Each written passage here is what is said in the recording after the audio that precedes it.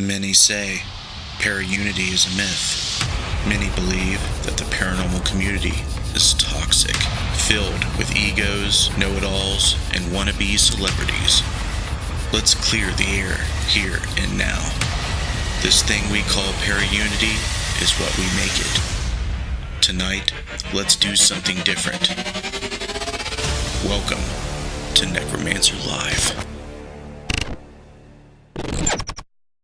Hello, and welcome to the Necromancer Live Show. I'm your host, Justin Brown, and we are presenting episode 87 tonight with psychic criminal profiler Robbie Thomas. Thank you for joining me, everyone. It is glad to see. I see everybody chiming in here. Ron A. We have Derek, Gil, Jess, and Missy, of course, Daniel Everson. Everybody's starting to chime in. I see Darren there. So welcome to the show. This is a guy I've been trying to get on the show for a long time. Unfortunately, he's busy. So we appreciate his presence tonight. We're going to let you know who Robbie is. We're going to kind of read a bio that kind of give you a baseline of who Robbie is if you've not heard Robbie. But feel free to share the stream. Feel free to chat, ask questions, but be patient. Periodically, Jess and Missy will refer to the chat and throw the questions out to Robbie, and we'll try to get them all answered. If we miss it, just keep asking, and we'll get it done. So let's take a look at this bio. I mean, this gentleman has put forth a lot of work and is very passionate about what he does. So I want to go ahead and read this bio that he has written up. Robbie Thomas is a psychic medium criminal profiler who works closely internationally with families and police fight against crime while bringing solace to those who need it. Over many decades of assisting in many murder, missing persons cases, Robbie has been able to give great details to these devastating crimes of happenings, which have led to finding lost people, arrests being made in murder cases, and bringing closure to families who desperately need it. Robbie works closely with families in conjunction with law enforcement, finding resolve to some of the toughest cases.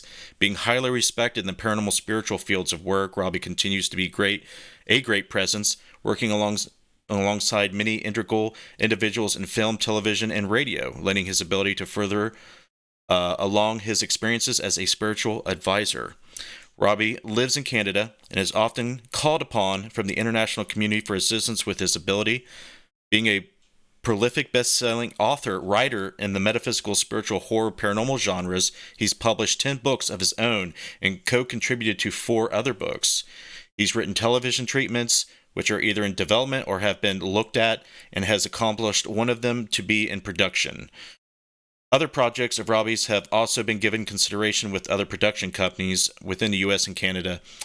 Movies have also been part of Robbie's life, as he has either created or starred in Dead Whisperer 2005-06, The Sally House 07, The Paris Asylum Director's Cut 2009, Return to Al Capone Speakeasy, and many, many more. He's got networks here. You can check out his website to see everything that he's been in if you want to binge everything that Robbie has done. But without further ado, we're going to go over to Robbie right now.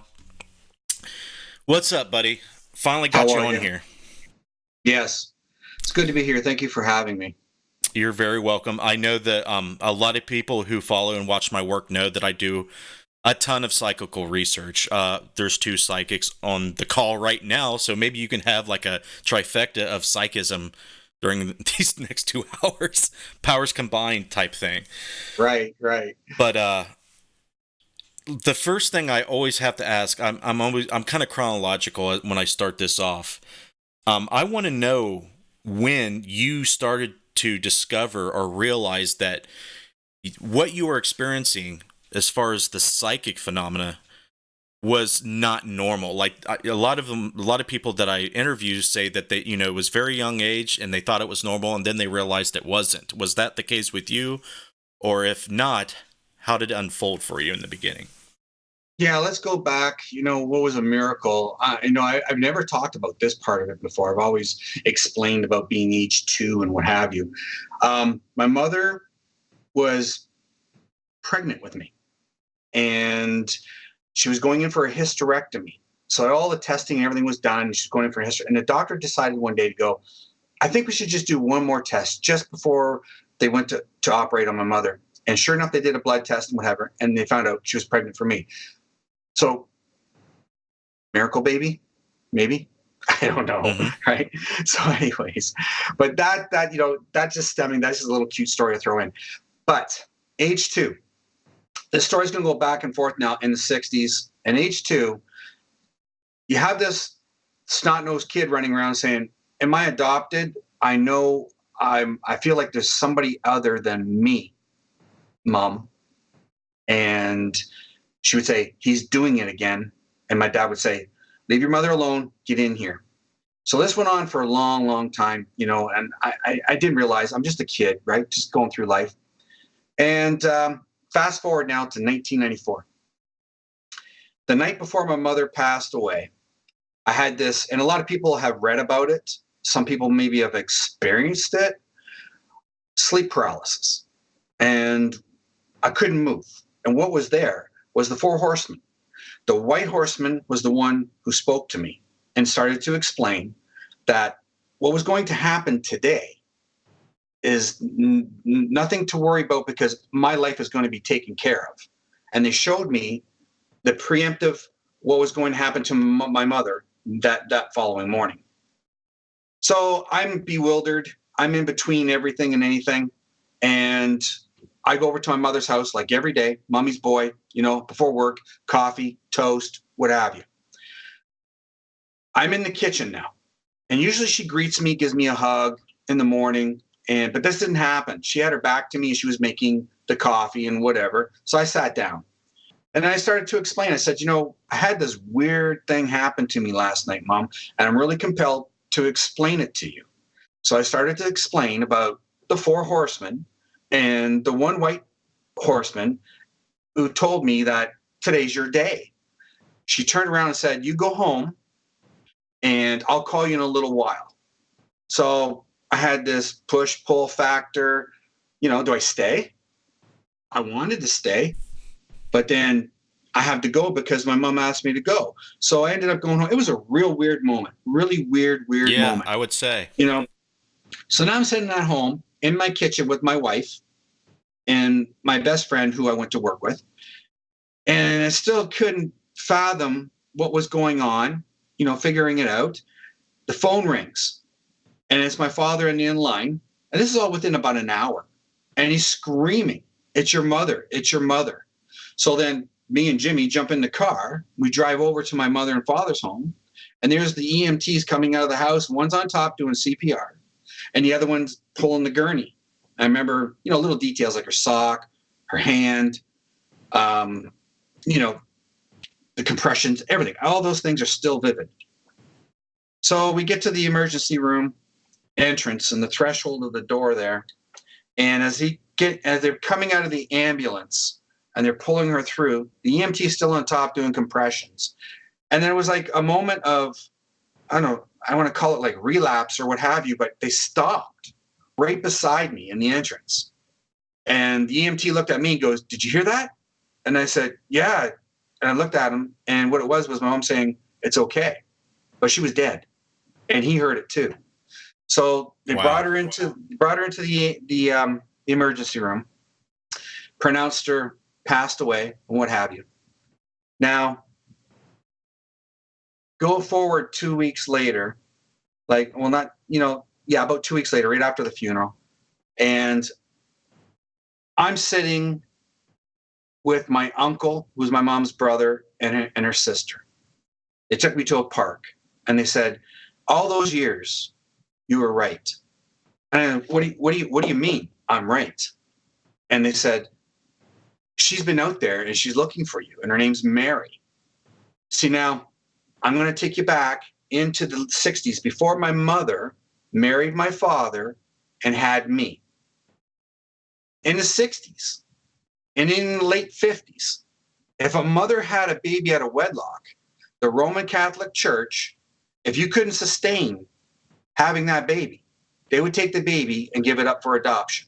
That's how the Roman Catholic Church worked back then. So my mom met this guy. He promised her the world. He didn't follow through. My mom ended up getting pregnant and having this baby girl. Baby girl gets up for adoption. My mom's left heartbroken, finds my father. A couple years later, marries him, then has me. So that's the full circle of me being 2 years old and doing what I was doing. When we met, Fox did a special. It was a reunification special of her and me finally meeting after my mother passed, and me knowing this since age 2 all the way through. So mine began at age 2. I used to talk about reincarnation. And I know this hurt my father a lot because I used to tell my mother I had another father. And I remember turning and waving goodbye to him going to school and being hit by a car. And in that preemptive moment, when a reincarnate has the strongest pull, it's at that time or that interval when they've been killed and they've reincarnated. So in my early years, I was very strong to it, right up to about 30. I'm not kidding you, I would cry. And I would be weeping over this man who was in my previous life. And I used to tell my mother this to a T. I remember hovering over top of him while he was crying for me in his kitchen in the area in which we lived. And it was very strong. And if you talk to reincarnates, they'll tell you stories about this as well, how this all it is, and emphasize on the draw when you're younger to that period of time where you become reincarnated. It's very strong. And I mean, it took me till my age 30 to get over this. So yeah, absolutely. You know, being a young of age and talking about aliens, age 3, 2 or 3 years old, telling my mother, when are the other angels going to come? When are they coming back? And she would say, the angels from heaven? I said, no, the other ones. And I would explain about life on other planets.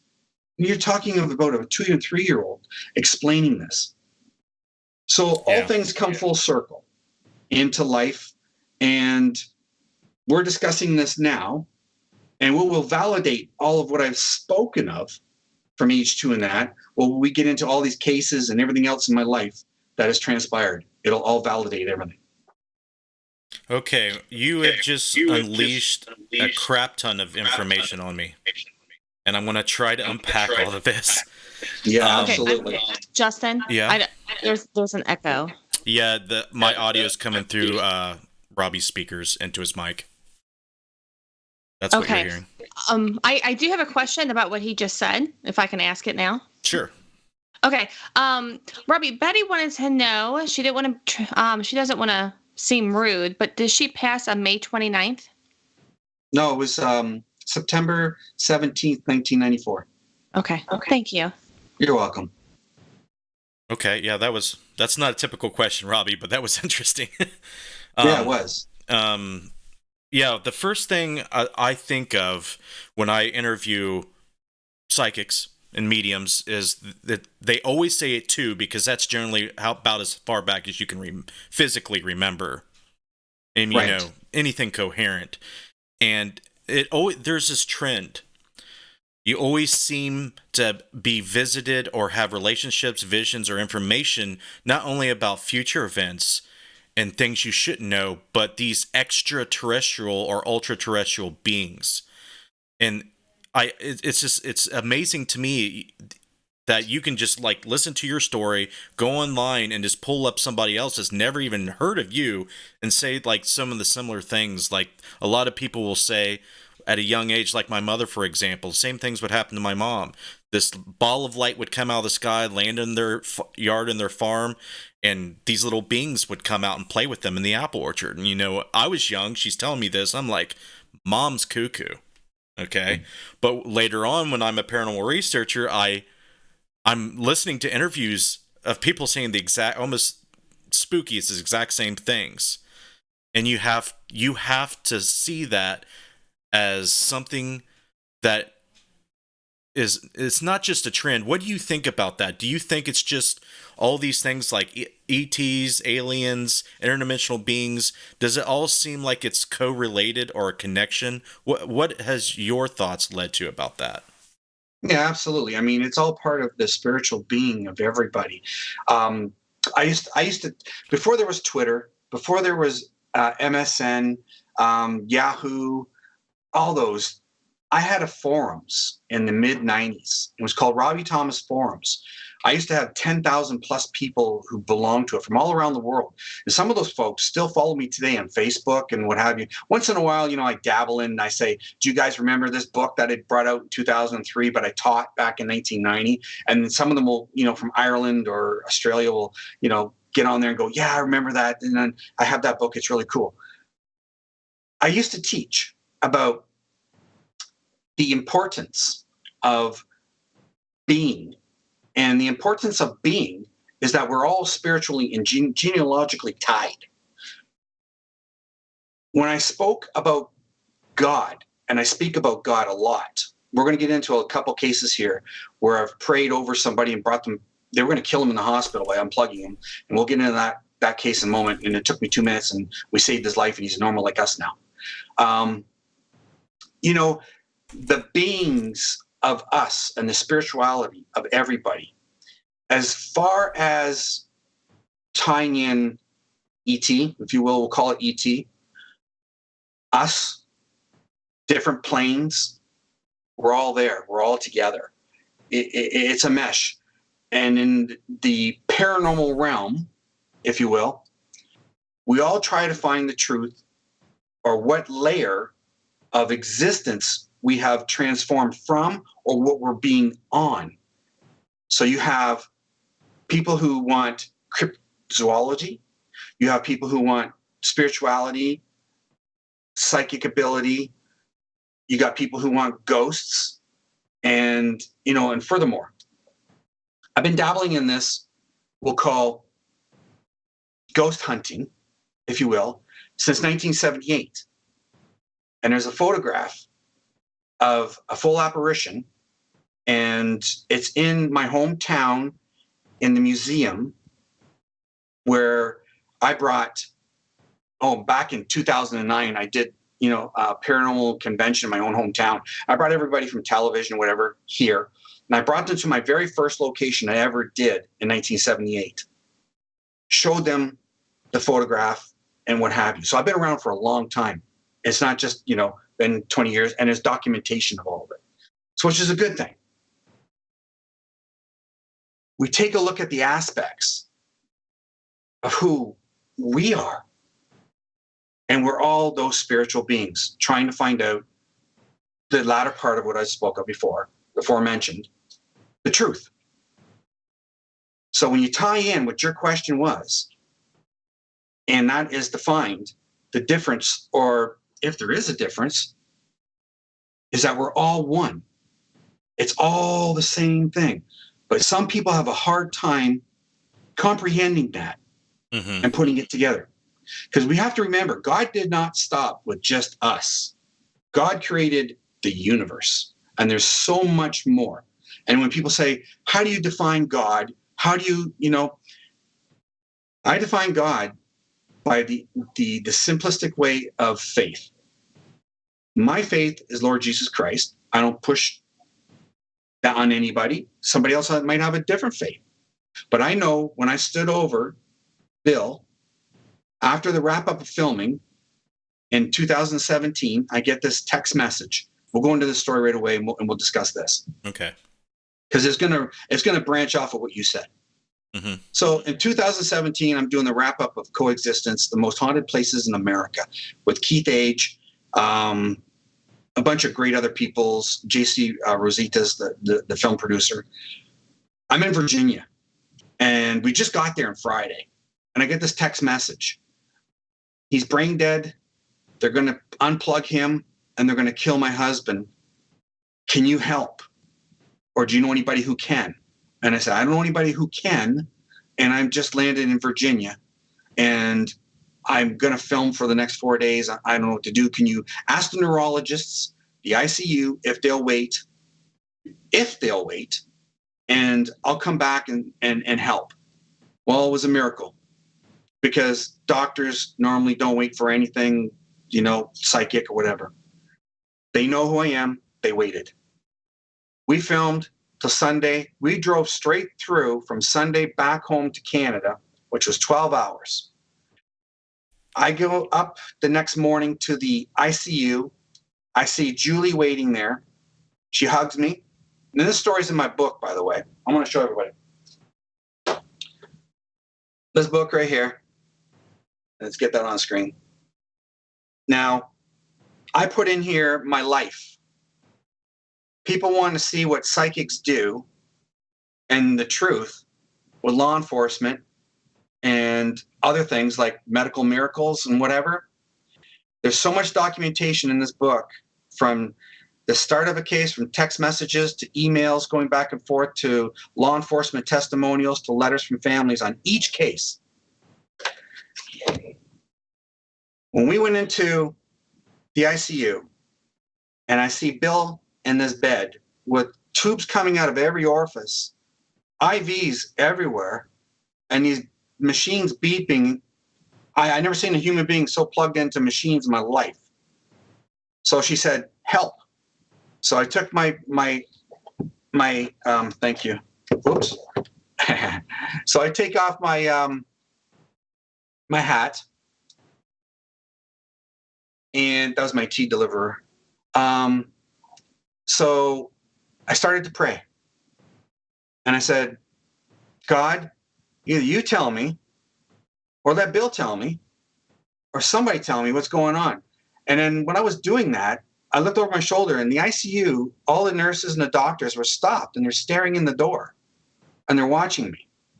So, and then there's Julie, just me and Julie in this room. So I prayed for about 10 seconds, not even. And then I started hearing, they're giving me the wrong medicine. My brain is swollen, and it's going to take time for me to heal. And then I started to pray more, and I heard it again. They give me the wrong medicine. My brain is swollen. It's going to take time for me to heal. So I ended it. I put my hat back on. Julie said, oh my gosh, it's not good. And I said, no. I said, this is what I heard. And it was a man's voice. And I'm looking at Bill in the eyes, and there was nobody there in his bed because they already declared him brain dead, and they were going to unplug him.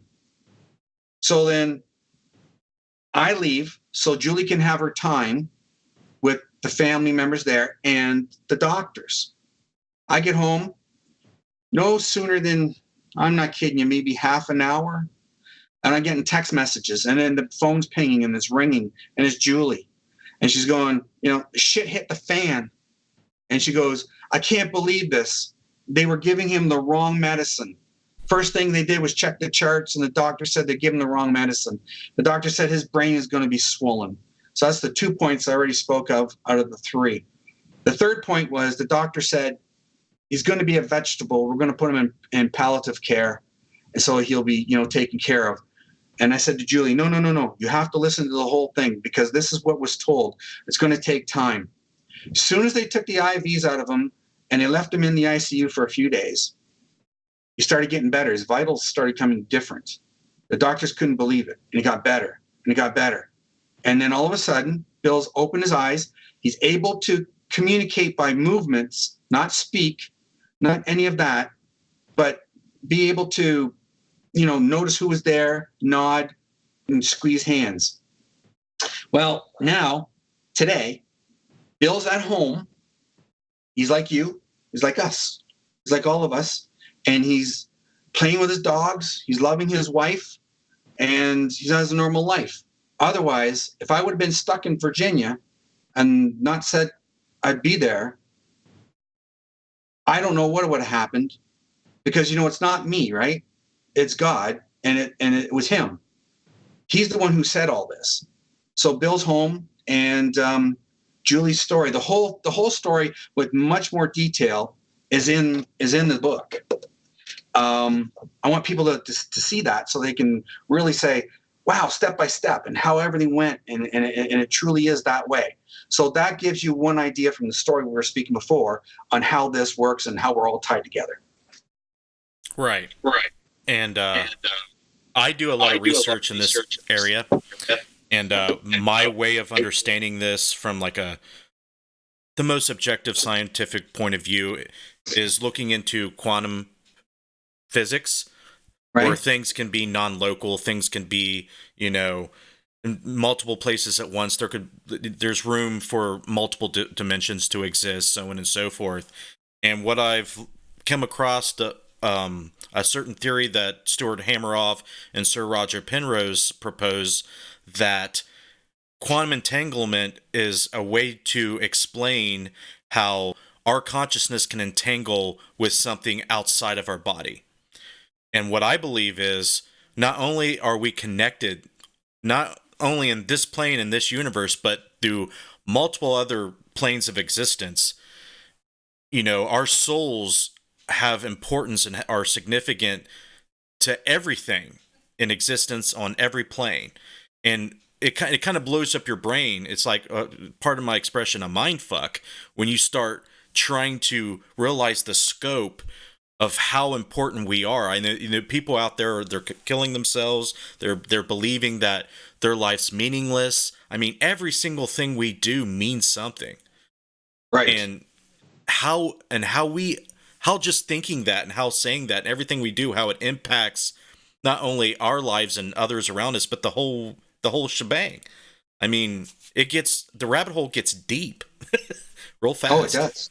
It does. It's very interesting. Very interesting. I've been very, very fortunate and very lucky in my lifetime to work with very respected scientists on quantum and what have you. Your initiative, your Homeland Security initiative, the head inventor for IBM sought me out. A lot of them have. And so I agreed to work with him, Don Hutchison. Now, he's the individual who created the ordnance they use in Afghanistan and Iraq, hand ordnance. He's got the patent for it. And some things, like he showed me, where you throw a hand or a bomb in and it blows up, but it doesn't kill you, or it sucks the air out, stuff like that. Different, like it burns the air off. I don't know how he explained it. But, he's very intelligent. And he showed me about EMF meters and the defects and how they're properly supposed to be used and stuff like this. I mean, I was in Dead Whisper in 2005. Going to be doing the Natalie Holloway case in Aruba. We come off of that because everybody and their grandmother was combing the island. So they said, the authorities, step back and, let us have this. So I sat with Ronald Busby, 14-time award-winning film producer, Christopher O'Brien, who you see on Ancient Aliens now. He was behind the camera, and before he got in front of the camera, mostly now.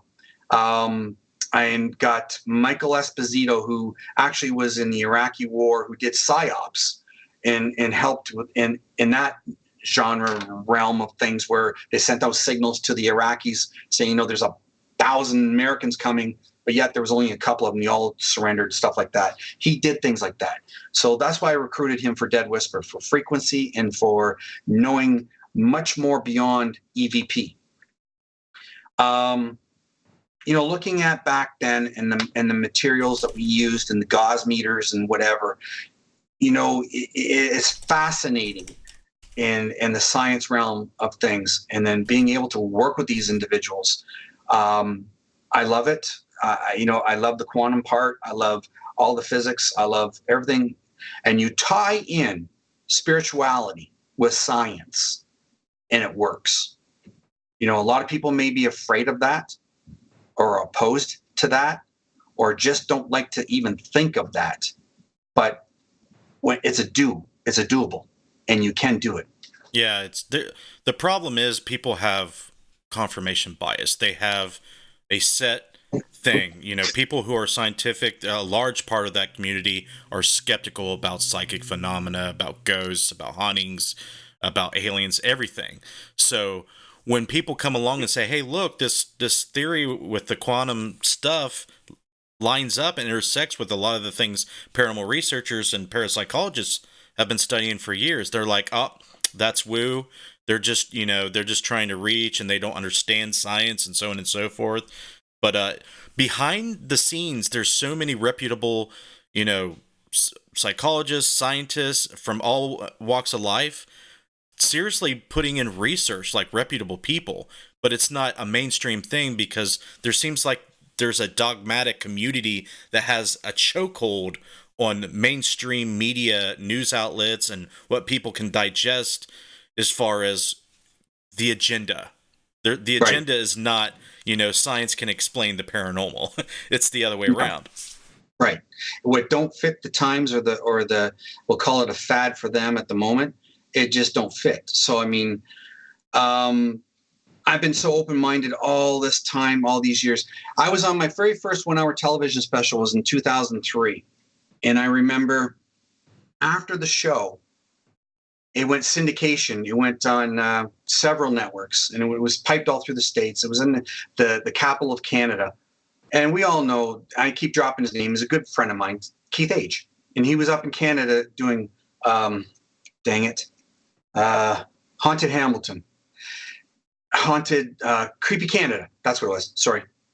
And so he said he watched the TV show, the interview, and he says, you're very genuine. You're very right on about the science part of and everything. And actually, you know what? That 1-hour special is on my website. So if folks ever want to jump over there and watch it, it's still there. And I had more hair back then. But anyways, you look at the fact of, how we can mesh this together and work together. And that's how it's supposed to be. I've been in all around, a lot of places in the States and in Europe and in Canada. And, we have to take the paranormal and understand we're all a part of it.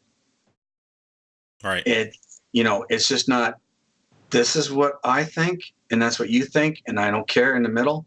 No, it's a little bit of everything because there's no experts in this thing. Right. I've been doing enough shows and talking about it enough. I just feel that, people's bias, they're stuck in their ways, and they will not. Everything's tribal now with politics. Everything's divided. So it's the same when it comes to science. So the science, the very essence of it states that you ask a question, and here's a protocol, a very rigid, methodical protocol to see if you can find something to either support or dismiss an idea or a question, answer a question. And there's this unwritten rule book saying what you can ask and what can't you ask.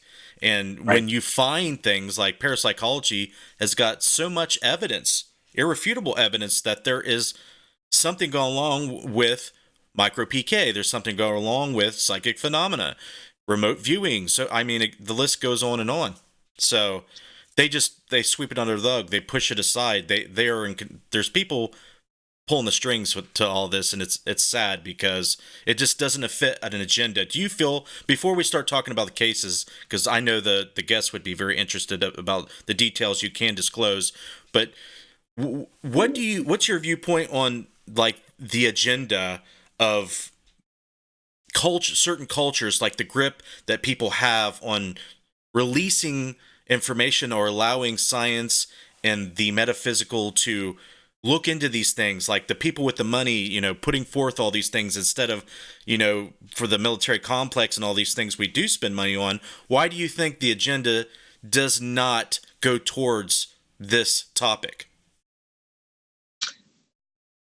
There's a lot. Oh, we'll start right at the top, right? A lot of people have given this black eye. We all know that. And we can go pick individuals out of every sector of the paranormal, and we can say they literally screwed up, which makes things bad for us or for everybody who really wants to try or wants to know or wants to live this, right? A lot of it called ghost hunting a hobby. Well, let's be honest. It is, a lot of people call psychic abilities pseudoscience, right?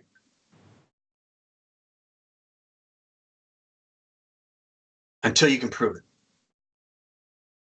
Ghost hunting, caught on film, things have happened, clear as a bell. It's proven. Psychic. When you can give the name of the murderer, which we'll get in these cases, where the body is, and you put the murderer in jail for life and get the body to the mom. It's proven when you're thousands of miles away. Right.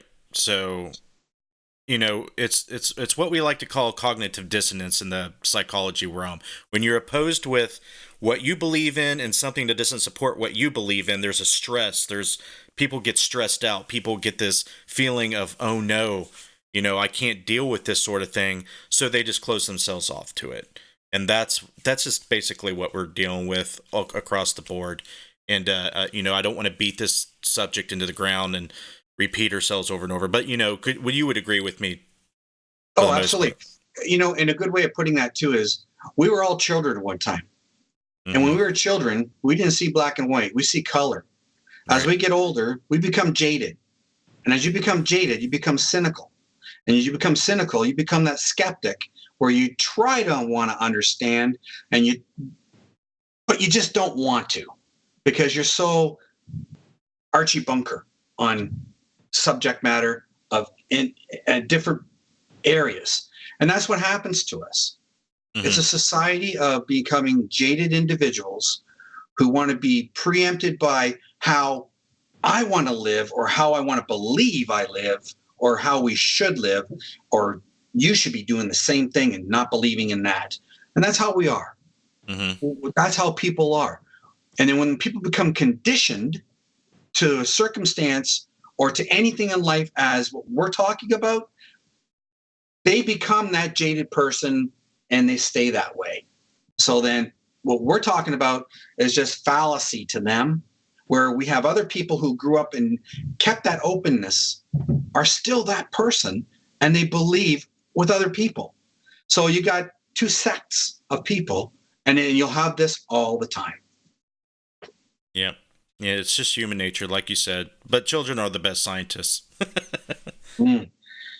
Let's shift gears. Do we have any questions do we need to address? I don't want to forget the chat. No? I do. I have one. It's from the story before, the patient that she said, I'm confused. Did he tell the doctor the patient was on the wrong meds? Oh, is that the question? Yeah. Well, the doctor was there. He was in when you walk in the ICU room that he was in, it was the doorway. So the doctor and everybody was right. They heard everything. It was just one big room with all the machines, what have you. So I explained to Julie, and as I was explaining to Julie about the wrong meds and the brain being swollen and time to be healing, he heard that. So then when I left, Julie had it out with the doctor. And of course, he went and asked for the chart. And as he pulled the chart and he looked at it, and he was like, I think he had like 2 in one arm and 1 in the other arm, or 1 in one. And they said, no, it is the wrong medicine. And they pulled the IVs out of him. And so, yeah. And the funny, is I say it's a funny thing, but there's doctors in that hospital who bought my book and I've signed them for them and they know. And trying to remember his name. Oh my gosh, he's a good doctor. He's a pain medicine specialist, and he knew. I can't even think of his name. Sorry, but yeah, they know. Yeah, that's a cool story. Let's get into something a little juicier. I know that if you have this ability, the first thing I would think to do is go find missing persons, go find bodies, go find murderers. I mean, what do you want to start off with? Oh boy. My gosh. What state do you want to start in? Well, I know there's going to be a lot of cases that you work with that you've, written about and talked about through the media and whatnot, but what do you think what case resonates with you the most?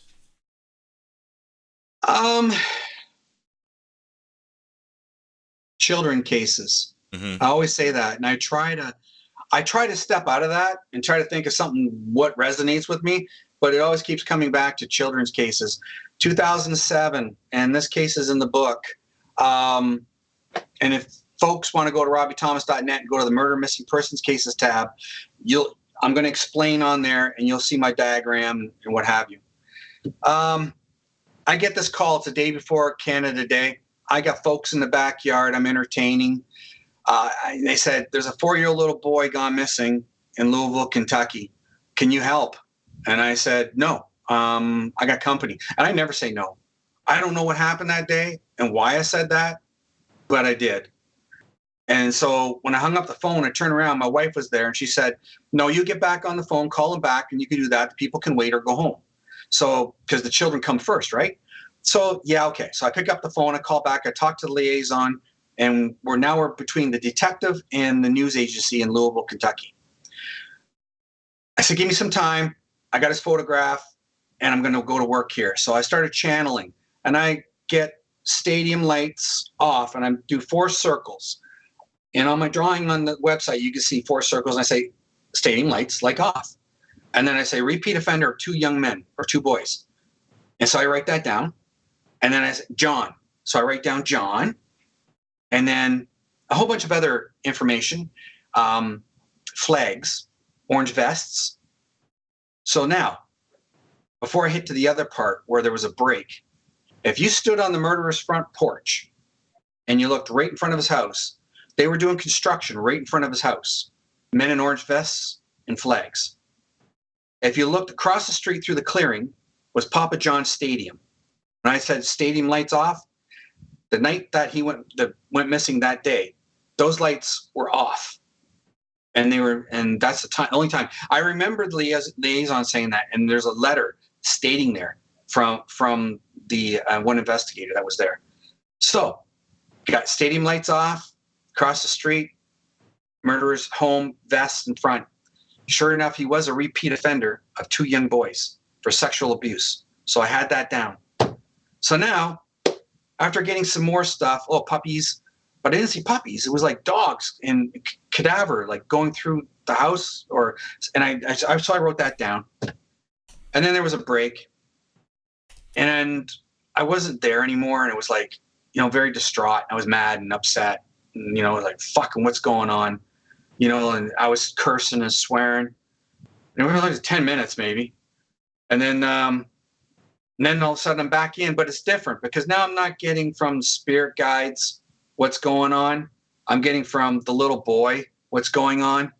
And now I know he's dead. And it's crushing me, right?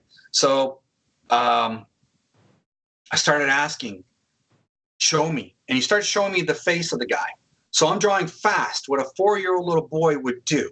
And if you look at the composite sketch and the mugshot of the guy on my website, the pointy ears, the jawline, the hair, whatever, it's identical from a 4-year-old's perspective on paper.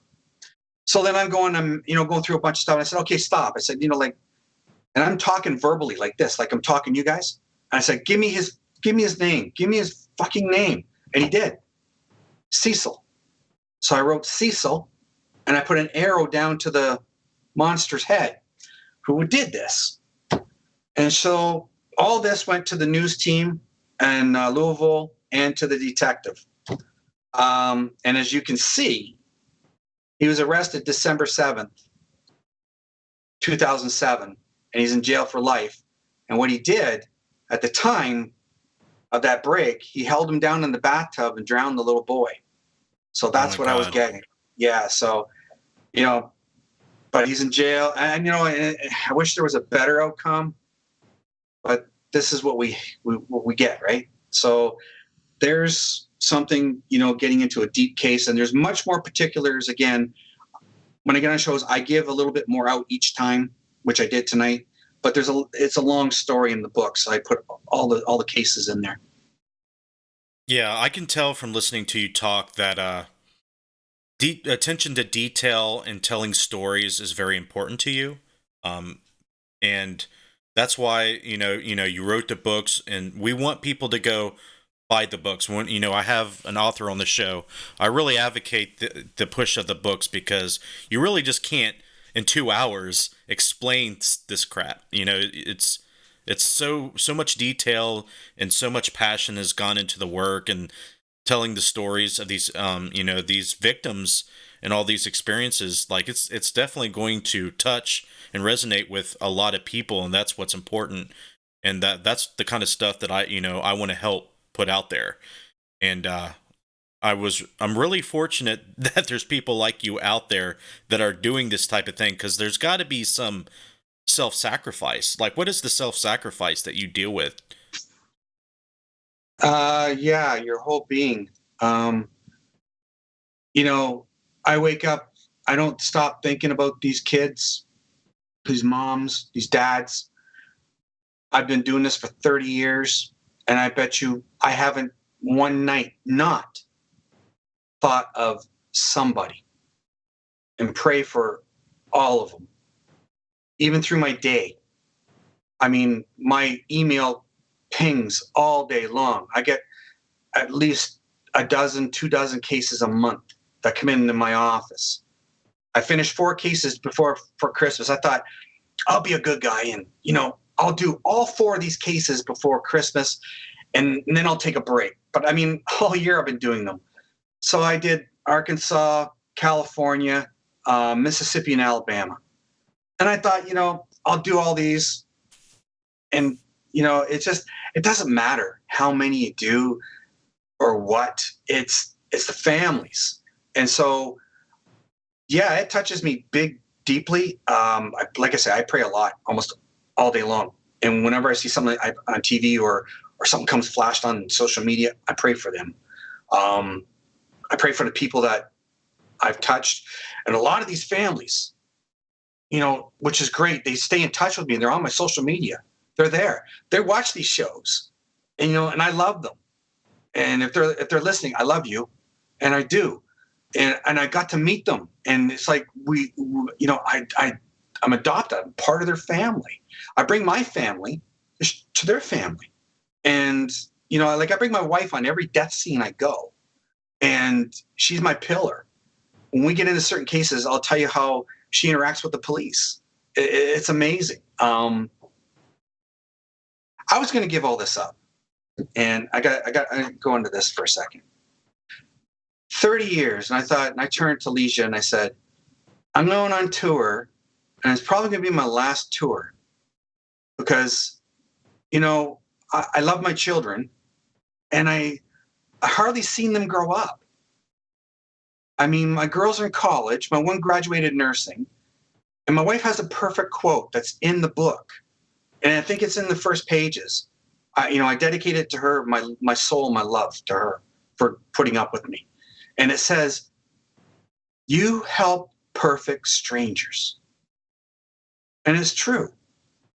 My life is consumed by perfect strangers. And that's no word of a lie. The phone rings. I mean, I got all law enforcement on my social media. Hell, I even got murderers on my social media that follow me because they know I'm coming. They do. They're there. I'm not kidding you. Now, you laugh at it, but it's true. It's and certain ones that are working with me know about they're there, and it's just, I don't know how to go about even explaining it even further than that. I mean, that's who I am. And so when I wanted to retire at the end of the year here, and I said, we'll do this tour, and I'll give back to everybody that's in the tour now coming out. Because 10 years ago, like, we're going decade to decade here, right? 10 years ago, I went on tour called the Psychic Justice Tour. And I did homicide, missing persons cases. I opened up in my hometown.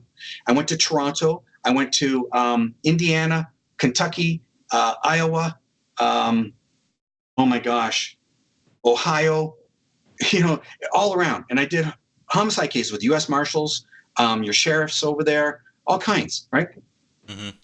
Finding people, solving cases. It was great. So now I'm going to show people how it was done on tour, and many more cases, and then enhance everybody else's ability, show them how it's done, and then have fun at the end of the tour night and go ghost hunting, right? With the ability, old school. So I get this, and I've been, oh my gosh, approached by networks on TV. I don't know, since 2011. I filmed with America's Most Wanted in 2011. The only psychic ever to be filmed with America's Most Wanted for my own show. So I got the film crew, I got the production company. We did a double homicide. My partner was International Police Chief Kevin Smith, and we're doing this. It was great. Kevin ended up passing away on me. He was a great friend of mine. So I sat on the show for 2 years, doing absolutely nothing. Then all of a sudden, we got every other production company calling me, networks. I sat in the office as vice president of A&E, right? And all these different things. And people, it's got to be right for me. It's got to be about the families. And, I don't want to, if they tune in and listen to this, get them mad at me. But, it's got to be right for the right reasons. Mm-hmm. So then this phone call comes in, Justin, just before 2 weeks ago, actually. I need to talk to you. And I said, okay. And I read the email first. I call up and I said, where's your heart? And the vice president of this major production company said, for the families. And I said, you know what? That's the first time I ever heard that. Out of everybody, it's the first time. I said, you know what? Okay, I'll talk to you. And we talked for like 4 or 5 hours a day, putting something together every day. And I asked all law enforcement, people I've done cases with, would you like to be with me working on this show? Would you like, and everybody from chief of police to lieutenants to interrogating officers, everyone said yes. So I have my cast, I have me, and as of Monday, Tuesday, and this is Wednesday, and tomorrow's Thursday, at the end of it, Real Screen in New Orleans. That's where all your shows come from every year at Real Screen. The networks pick up new shows and they buy them, and you go out and you film them and you put them on TV. That's when you're not approaching or pitching shows, you're being pitched. So there's a difference. There's a huge gap between people who want to get themselves on TV to get their own show. So I thought, okay, well, let's do it and do it right. And we did. So here we are. I just broke the news on your show. Awesome. Thank you. I want to say some things based on what I've heard you just speak of. First thing, there's going to be people out there, and you know this as well as any other, that turn their nose up to the word psychic. Yeah. They just label them as frauds, charlatans trying to take advantage of people. Sure. And I just wanted to highlight and emphasize this selfless act and the self-sacrifice that people like you and many others go through is a real thing. Now, there's always the frauds, the charlatans, the fakes, and people who exploit and take advantage out there, and we can't help that. But that doesn't erase the fact that there's legitimate work being done out there, and that this whole thing can be very real, and it's just something that people need to look into. And another thing you said, you help perfect strangers, and I can't help to laugh about that, because before we talked about how we're all connected and how we're all one. So that kind of redefines what a perfect stranger is, doesn't it? It does. It truly does. I mean, taken from her perspective and what her initiative in that saying that was, there's been many birthdays, many anniversaries, many holidays that I've missed with my family to go out and help somebody else I did not know, right, and be hundreds of miles away, missing integral moments of my girls. Like I said, they grew up so fast, and we're 30 years into this, and if you ask me, I know more about murder and other families than I do my own, and I think that sounds kind of silly. You can look at it like that, but this is all part of the self-sacrifice that I wanted to bring up, because I think that's should be highlighted. You sacrifice this because of this. Is it worth it? And you're going to say, yeah. I mean, if you can help a child, get justice for their murder, or if you can help a mother find the body of a child or a daughter or a friend, I mean, this takes sacrifice, is what I'm trying to say. Yeah. No, yeah, absolutely. Thanksgiving, I'm going to jump all over the place. We'll go, if you don't mind me going into a case we have 3 minutes before the halfway point. Can you do it within 3 minutes? Oh, no, we need another hour for this one, but no. We can read some comments in that time if you'd like. Let's do that. Okay. And okay. We'll get, I'm do sorry. You have any good ones, Jess? Actually, let me spit it out. I have just a few. Darren Smith says he wants to buy the book. I would like to buy the book. They're mostly kind of quiet, and I think because we've been actually climbing on views, so I'm thinking everybody's just in tune to what Robbie's saying. Mm-hmm. I have one. It's from Teresa. She said, "Thank you, Robbie, for having the heart that helps the hurting families." No, thank you. And you know what? Without getting choked up here, and looking at, and we're going to get into some of these cases after the break here. And when they say to me, "Can you give me my baby back?" And it's very, it's hard. It's very difficult, and we'll wait till after the break to get into it. But you know what? The thing about you want to buy my book and everything. What's really funny about this is that I hate to say it, but all these years I flew myself around the world helping people. It never came from them. So if there was a New Orleans, I was in New Orleans. When I was down in, oh my gosh, Kentucky, it was me. It was, that's why my wife says you help perfect strangers. And it goes beyond just saying that. It took a lot. It really did. So here we are. And you know what? I just love that comment. I don't even know how to answer that. I really don't. All right. What's the next heart-wrenching comment you can read? Well, it's not really heart-wrenching. Valerie said, "What a scary job to have. You'd have to be careful with all those criminals knowing who you are or where to find you." Oh, you know what? Does that scare you? No, it doesn't. You got to remember, I went through to be a cop twice, and there's a reason why. I'm going for the bad guys. I remember being down in Butcher's Holler, and Loretta Lynn calling me on the phone one night. We were talking on the phone, country queen Loretta Lynn. And I went down. That's when America's Most Wanted was filming, and we filmed that. And the year prior to this, the headlines in the newspaper said, "Psychic says case investigated improperly." And I busted it wide open. And I wanted to have a meeting with the fire cop, the coroner, the fire chief, the incoming sheriff, and the family. So there we are.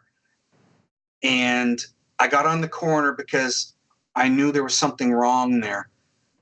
And bringing fast forward, because I know we're going to take a break here real quick. We'll get back into the story because there's a lot to it.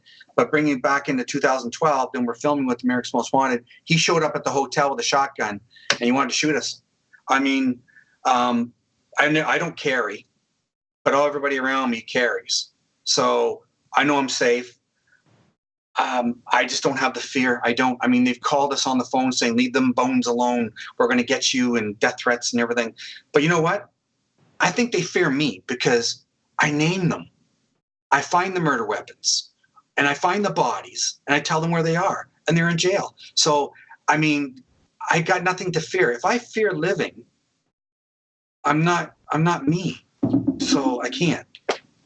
Right. These type of people that you're talking about that do these things don't go after people that look like they lift weights every day. They go after the weak and the lesser. They're all cowards. So right. I mean, and I do bench nearly 400 pounds. Yeah, that's true. So they might want to think things through. Any other questions or comments before we go to a break? I have a question. No, go ahead. Justin, have you ever went and was on a case and you found out that if it was like a missing child, you found out like it was actually a loved one that, had a part in it? I'm just researching my brain with all the cases. You mean like a relative who killed the relative? Yeah, kind of. And then the relative was kind of playing it off like something, they went missing or something like that, but it was actually a family member. No. And 95% of the time, it's people that the families do know, that are close to the families that do these crimes.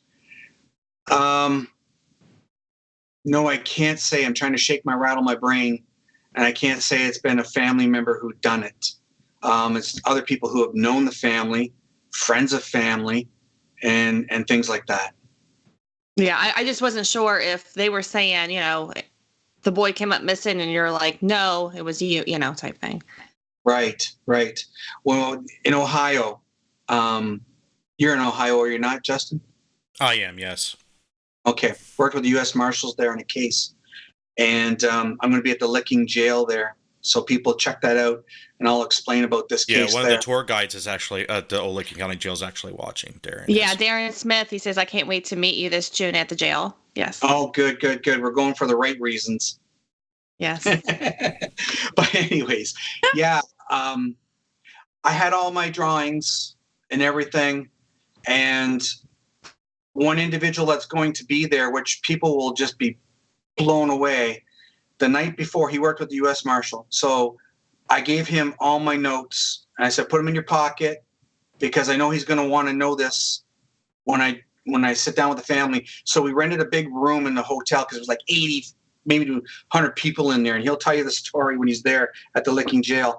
And I'm going through all of the scenario, and the U.S. Marshal march in all the boxes of material, and they put it over there, and Roger is over here. And I'm going through, and I said, yeah, there was insurance money paid out twice.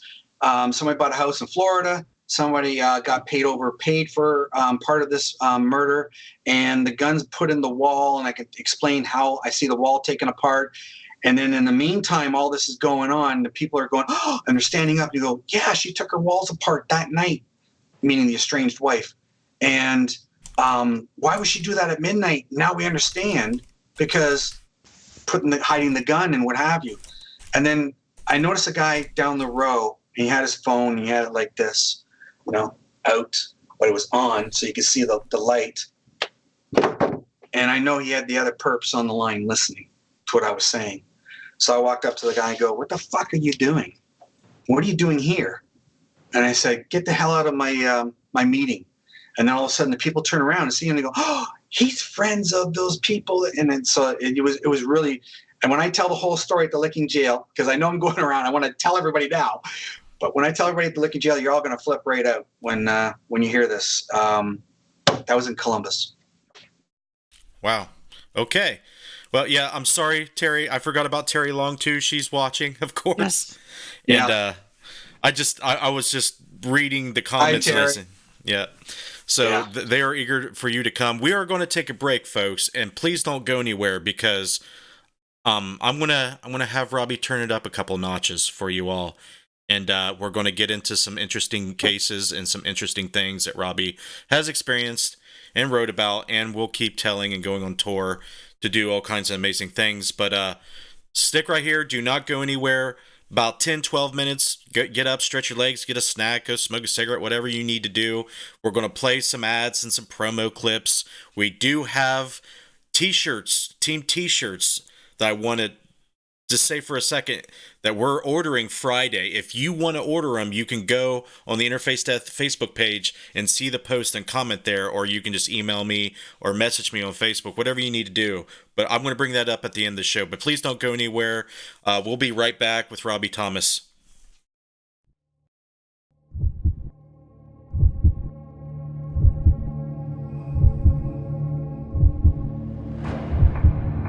Do you have that drive?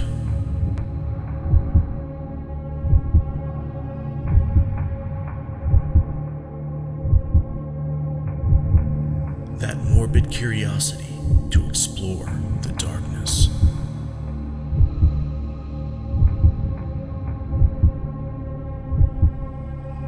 Do you have what it takes to brave the night? You do? Good.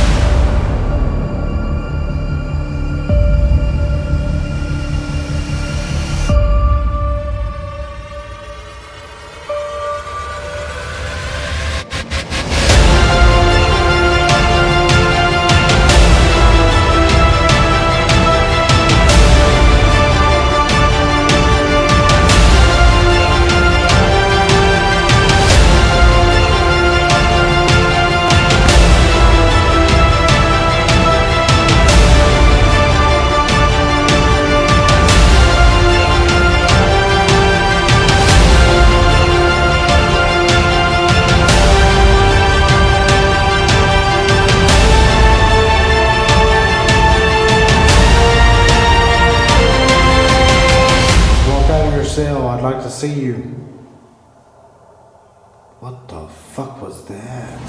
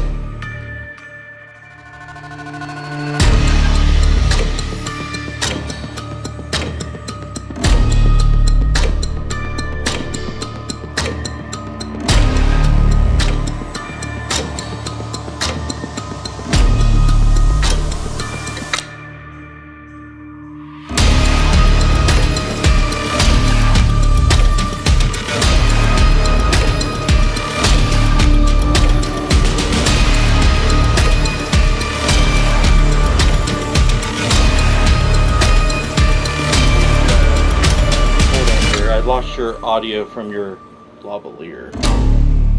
Did the power go off? Well, I felt like I got pinched, but it wasn't like a The display turn off? This just died. You gotta be kidding me. It just died. Okay, that's brand new lithium-ion batteries. We'll keep rolling, dude. There's at least that one's definitely documented it. That's still rolling. That camera. Oh yeah, this is rolling too. Yeah, these just freaking died. Let me double check. I held it in, the light came on to the title screen. And I'm starting to feel really like weird sensations touching me, dude. I don't know what's going on. Yeah, it felt like something. Yeah, like just dead as a doornail. And those are brand new.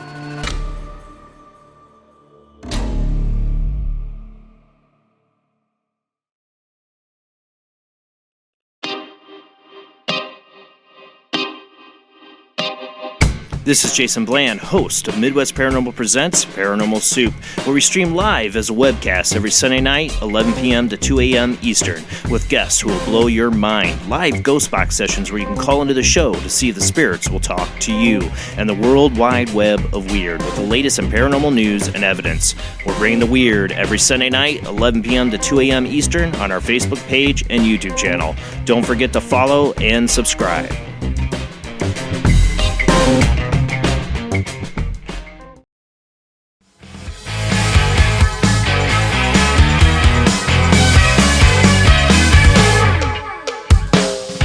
In recent years, the word paranormal has taken on a new place in thoughts and minds of people everywhere.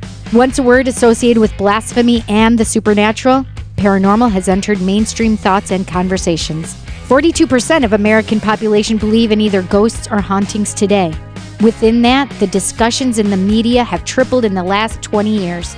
In 2016, a radio talk show rose from the darkness in New York and now has become a popular beam of light with a no-holds-barred paranormal discussion. It's raw, live, and sometimes out of control. It's real and here, allowing all that care to listen to new ideas, new thoughts, old superstitions, and sometimes the downright weird. You want different? You want off the cuff? You want edgy? Then Paratalk Radio is what you should be listening to. It's 2 hours of guests, interviews, skepticism, unusual topics, and outside-the-box strange that pushes every button on the soundboard of life. So again, discover Paratalk Radio. Monday nights on WLFE DB Radio Network, 8 p.m. Eastern, 7 p.m. Central. Paratalk Radio can be seen as live videocast on Facebook and heard on audio streams through iHeart, iTunes, Google Play, Spotify, Spreaker, Comcast, Radio.com, and so many more. Join Ted and Cindy every Monday with guests and topics that will open a pathway to the unknown, the supernatural, and the paranormal.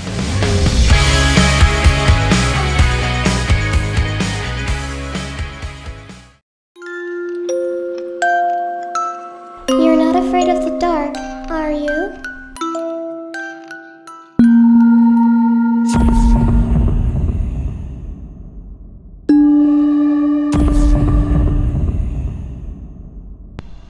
Hillary, What? what's going on with this building? Everything.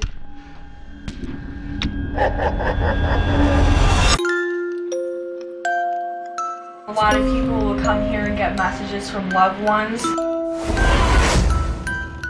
This place was holistic. If you come back up here, I will push you to your death.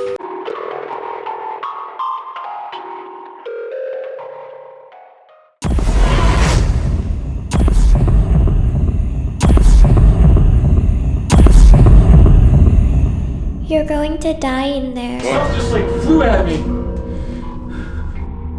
Something big and like gray. Whoa, whoa, whoa, whoa, I just saw someone fucking turn the step. Did you hear that? I'm not doing Mike this. I just want this on the record. Mike's gonna see something in that mirror. This took a big 180. I hope this doesn't change our approach.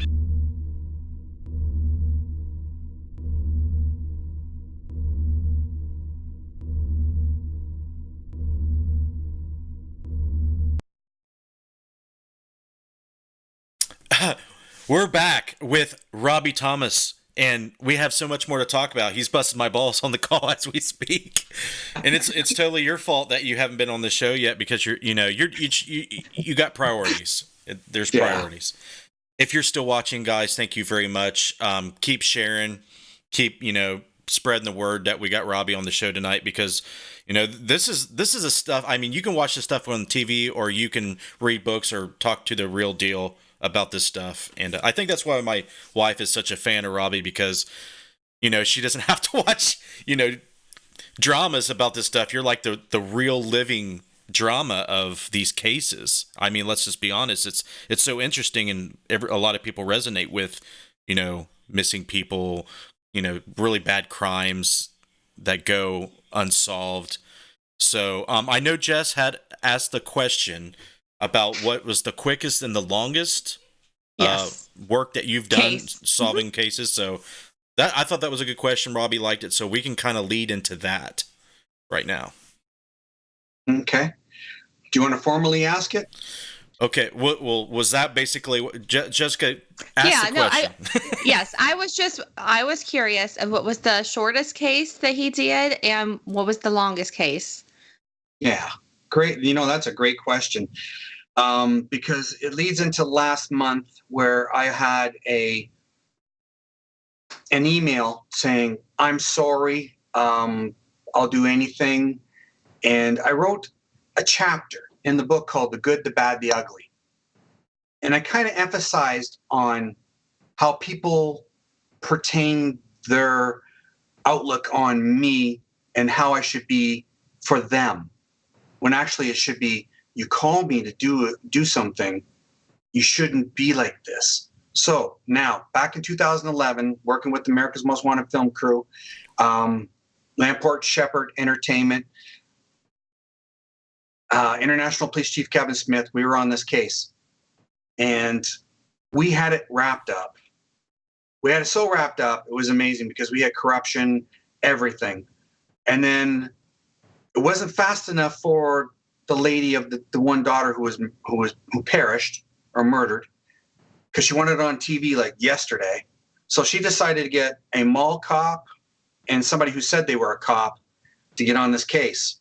It got so heated that they called my local law enforcement here, and I had to talk to one of the lead detectives and explain I can't hand over information because these people aren't tied to the case. We have law enforcement that are tied to the case, and law enforcement don't hand over records. And he goes, I agree. And he goes, I'm sorry for bothering you. And I said, yeah, no worries. Because we had the producers on the phone. We had International Police Chief on the phone. We had to explain to my local law enforcement because this is how bad it got.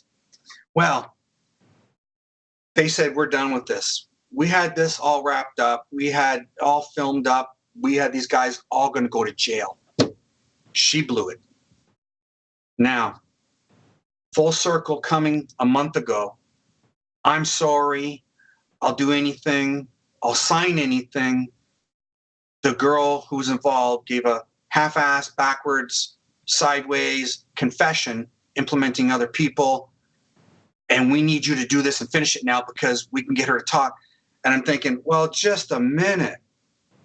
Kevin Smith spent all that time, and he passed. He's passed now. He's gone. The producers want nothing to do with you, and America's Most Wanted film crew won't even want to think your name. And you're coming back now. That's what the good, the bad, the ugly is. And you know, when folks go, how is it out there? And, you know, it's like that. Well, there's the good, there's the bad, and there's that ugly.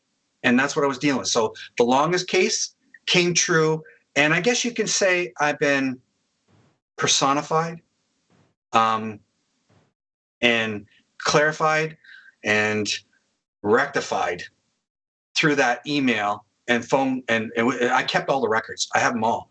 So, I mean, it's her karma. She has to deal with it now because nobody wants to do it. Nobody wants to go back. And that's not bad on us.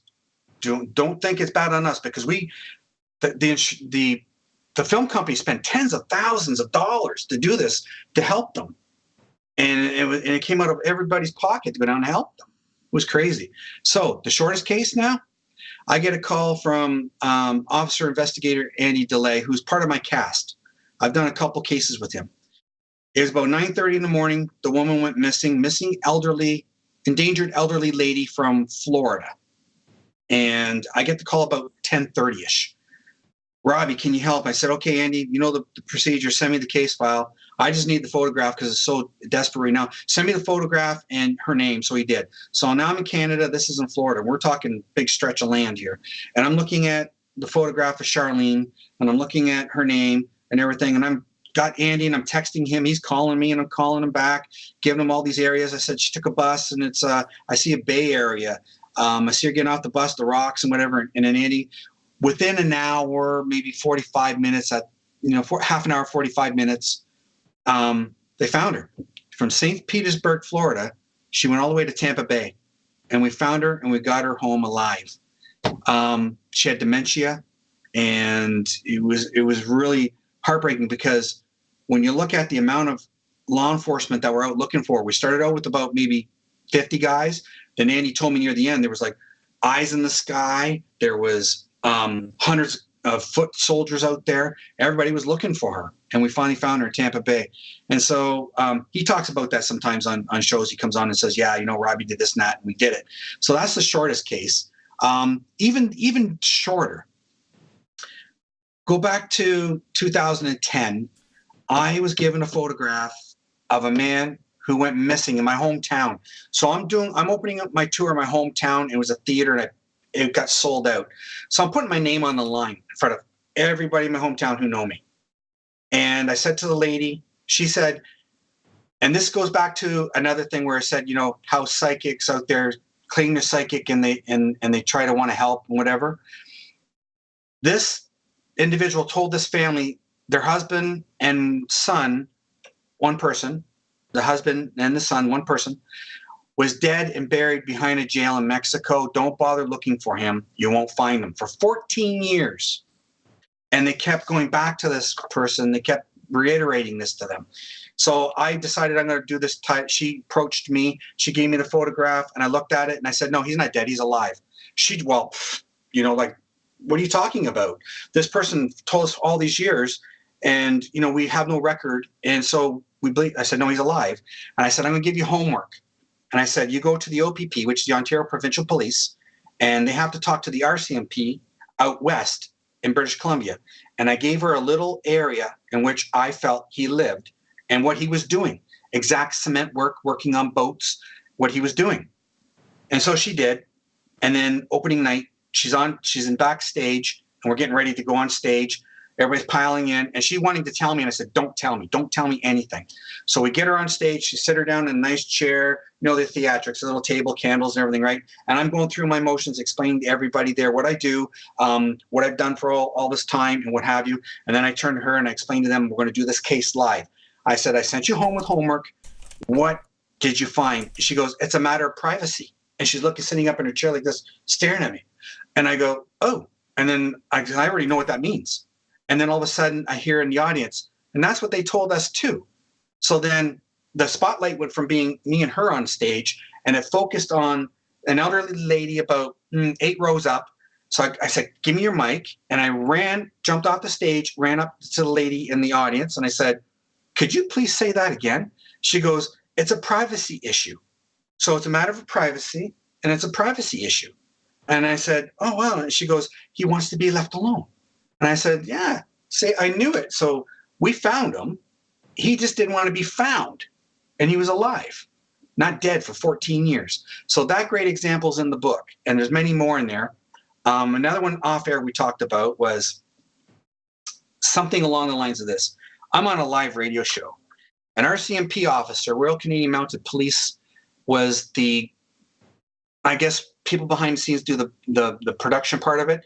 Well, she was there. She wrote a letter that's in the book pertaining to this case.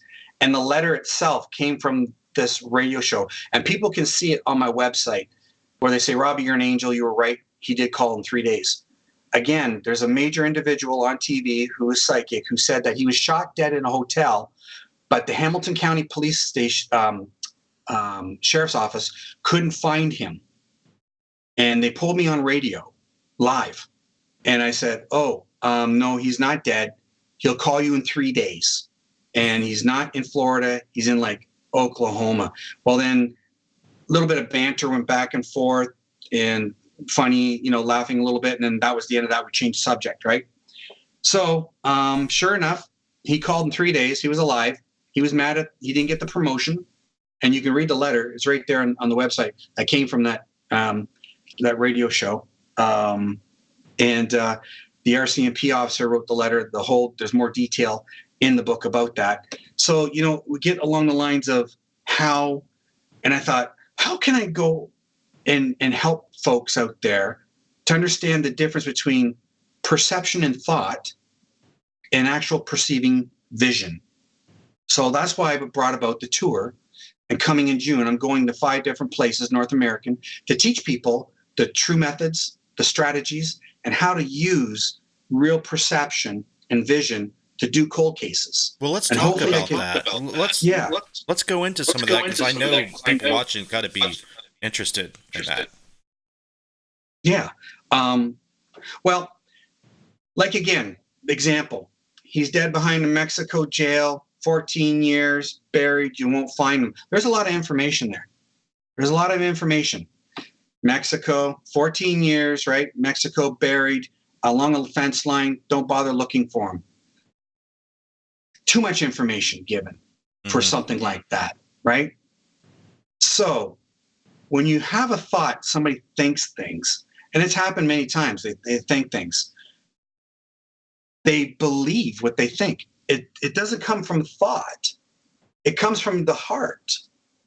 And whenever I get called on a case, it's almost like I'm living it. So it's like it's in me and I can feel it. So when I give the murderer's name, like Lester Jones, right? There's another case. And Sergeant Cliff Christ, he's part of the cast. Paige Bergfeld went missing in Grand Junction, Colorado. NBC wanted to fly me down to find the body. They wanted a show and they wanted ratings. And I didn't want that. So then Cliff got a hold of me and said, can you help us out? We're one of the investigating teams. We're doing something. I said, sure. So we went even as far as I found where he worked. And I'm in Canada, and they dressed up as mechanics to go to the RV center where this guy worked and applied for a job. But he caught on, and he tailed them through the town, and he knew something was up.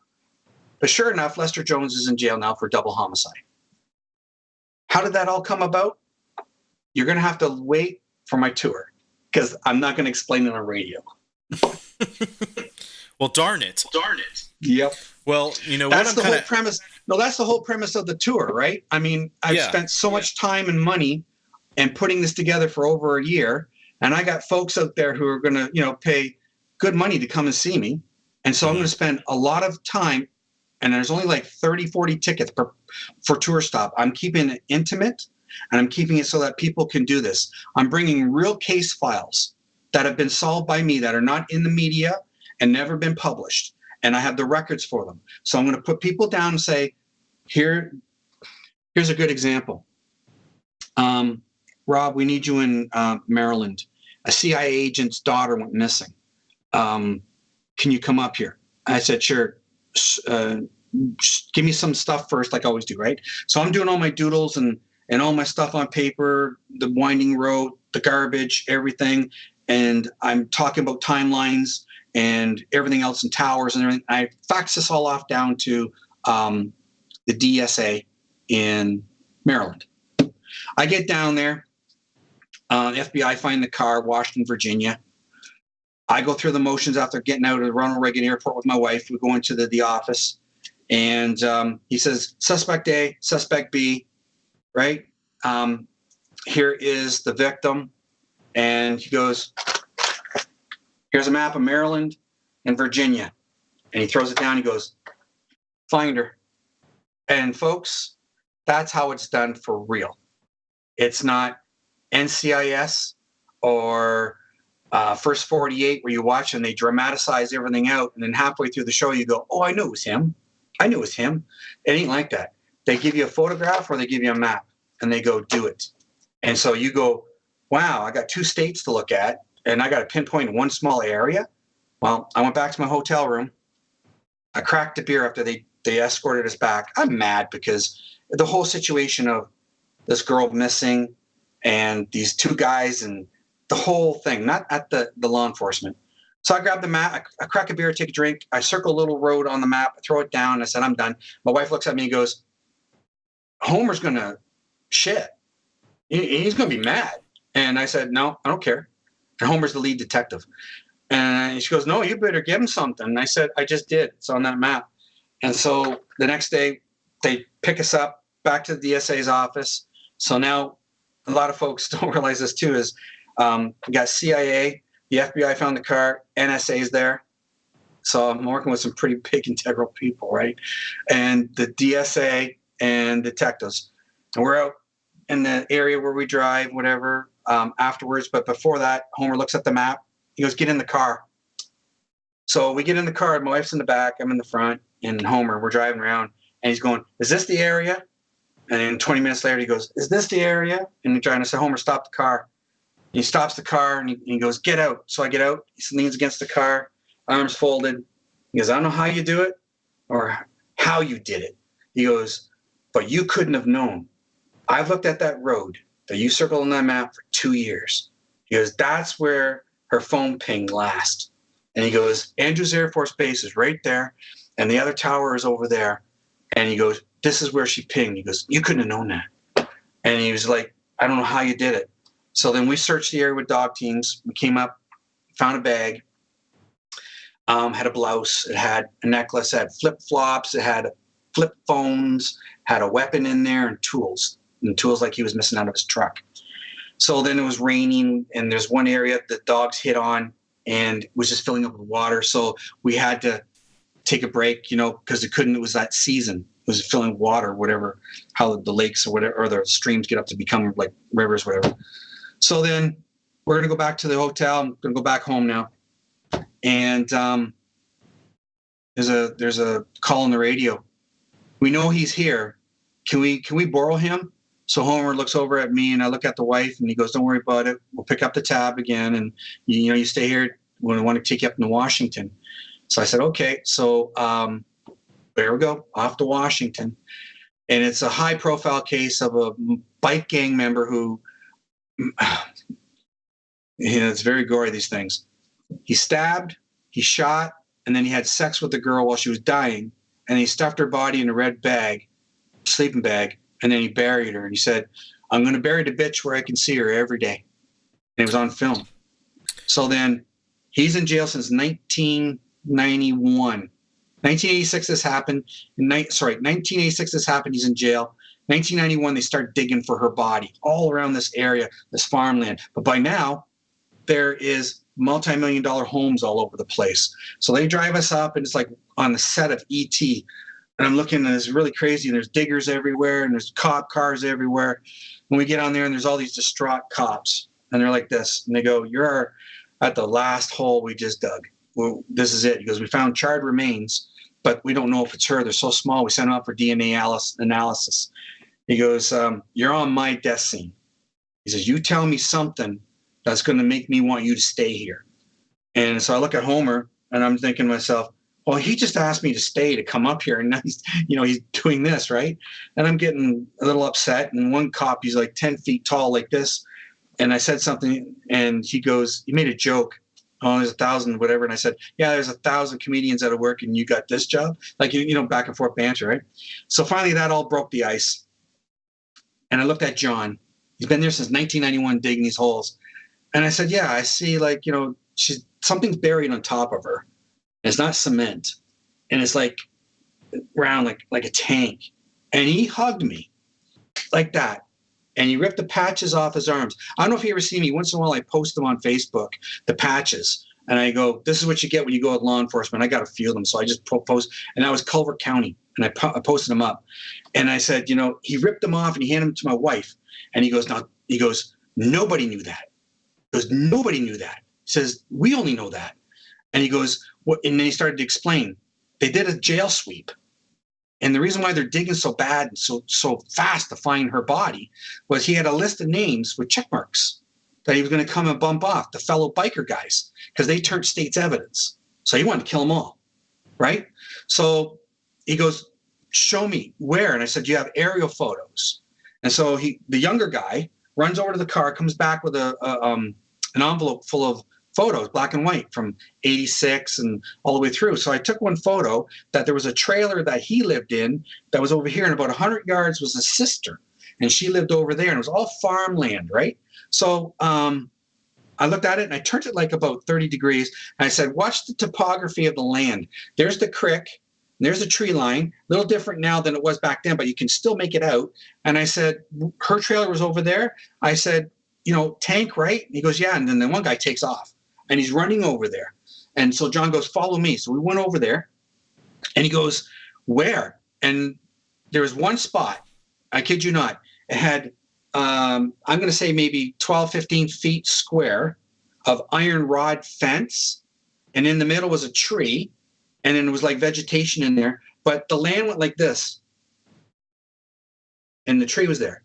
And I said to him, what happens when if a tank like that over all these years, what happened? He goes, it decays.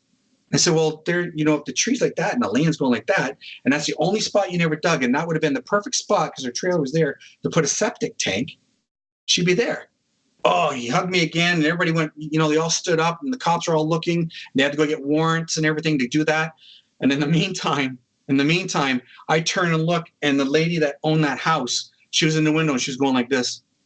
She didn't want her yard all dug up, right?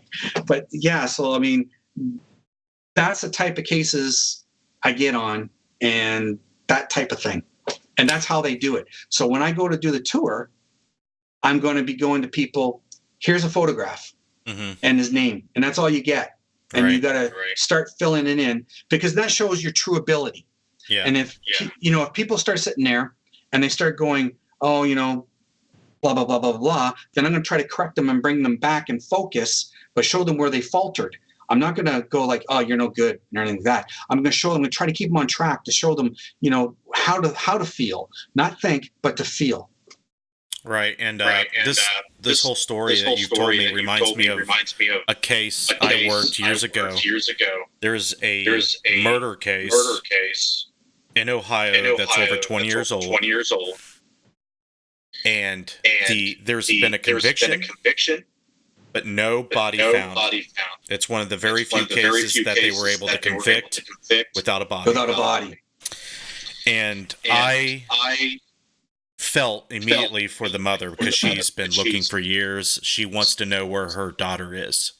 Right. So I teamed up with a friend that I just started getting into paranormal field research. And he's like, look, man, I've been working this case for a long time. I want to bring you on and see what you can do. So the guy that is in prison for murdering this gal, he's evil. He if you look up evil in the dictionary, it's him. You've seen him over and over. This guy is pure evil.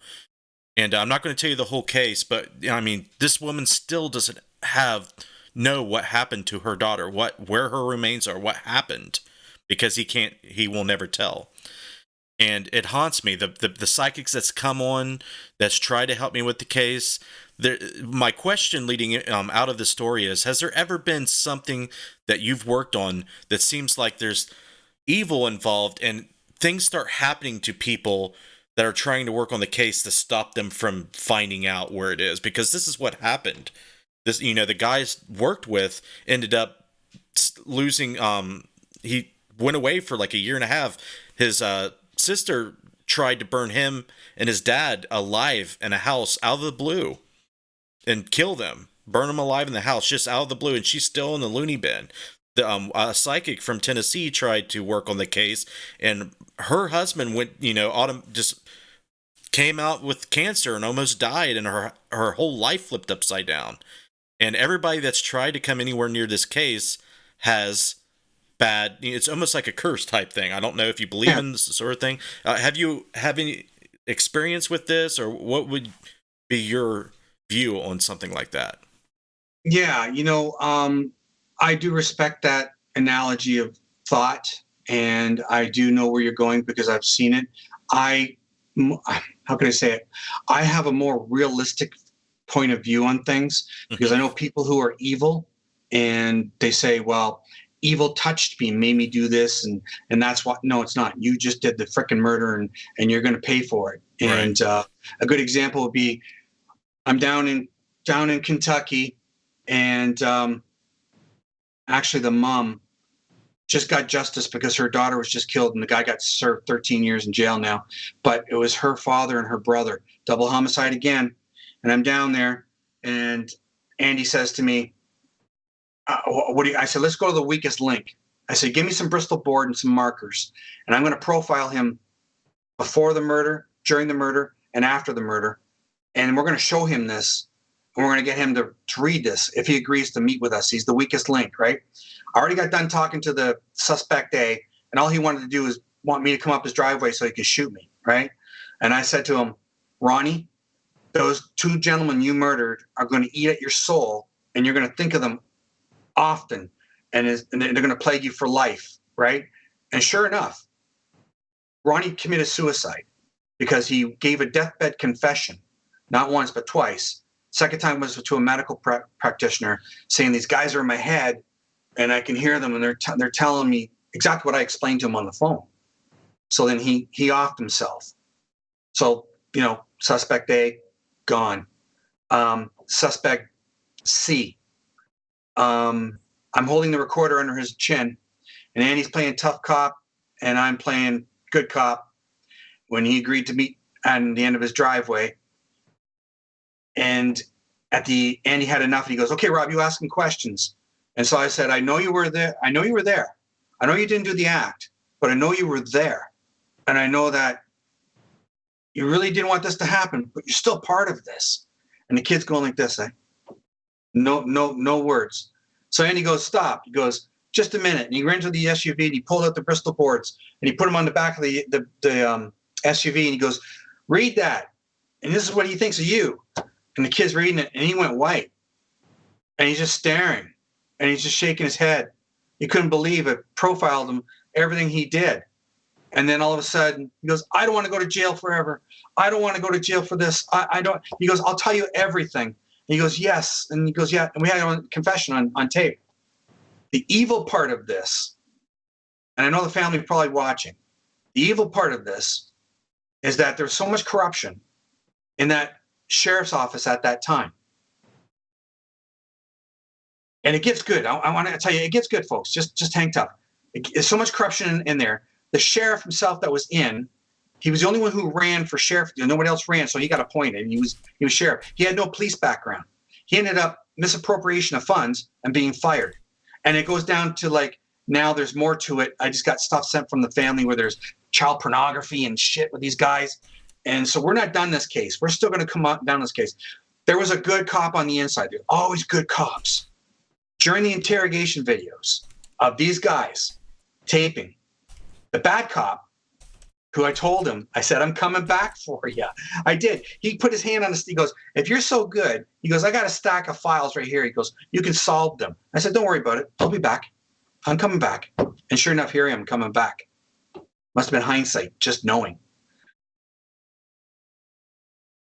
Those interrogation videos, the family has them. I've seen them. He's coaching these freaking guys on camera what to say. And he says to one kid, you scratch my back, I'll scratch your back. Get the charges done and everything. He goes, you got to listen. And it's all on film. He doesn't know this. I hope he's watching. He doesn't know now. I don't care because we're still going to get you. And I know the family will probably watch because they follow my social media and they're okay with this. That's the evil. Mm-hmm. That's the evil. And that's what gets me, right? I'm not looking for ghost devil evil because that's who it is. I go beyond this in reality and I get these guys. So that's what we're doing. The good part about this is that the little bit I let out about my so-called TV show, whatever, I can't let out a lot more than that. That's one of them they're spotlighting. And my casts of people are very integral law enforcement. And Andy, who was on this case, is eager to jump to this to get these guys and put them away. And I mean, when I told him, he was going, "Yeah, who, buddy? Yeah." I mean, these cops are good cops. Yeah, I can't get into much more than that. But that's the evil. That's the restriction of, do I see it? Do I feel it? And yeah, I seen it in those kids' eyes. I seen it in the soulness. They had no soul. I mean, I was looking at an empty individual who didn't have no life, nothing. And when I discovered his achiness and told him who he really was, he just opened up and said, "I want to go to jail for life. I don't want to do it. I'll tell you everything." And then one kid goes, "I wasn't near that fire and everything." So I said, "You know what? It's really funny. I think we should look at the film footage from the newscasts." Right? Sure enough, there's this fat ass right there, right in front of the frickin' film. You said he wasn't even on scene. He was there. So he messages me. Like I tell you, I got him on my social media. They talk to me. They're scared. They know we're coming. That's great. We do have a couple questions that I want to get to. The folks over there at Licking County Jail. Yes. Darren had a question. He says, "Do you believe we all have abilities, but have this ability? I'm sorry.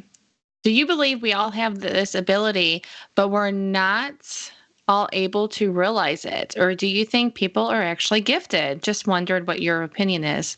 Yeah, we're all gifted because the Holy Spirit's in everybody and God made us in his image.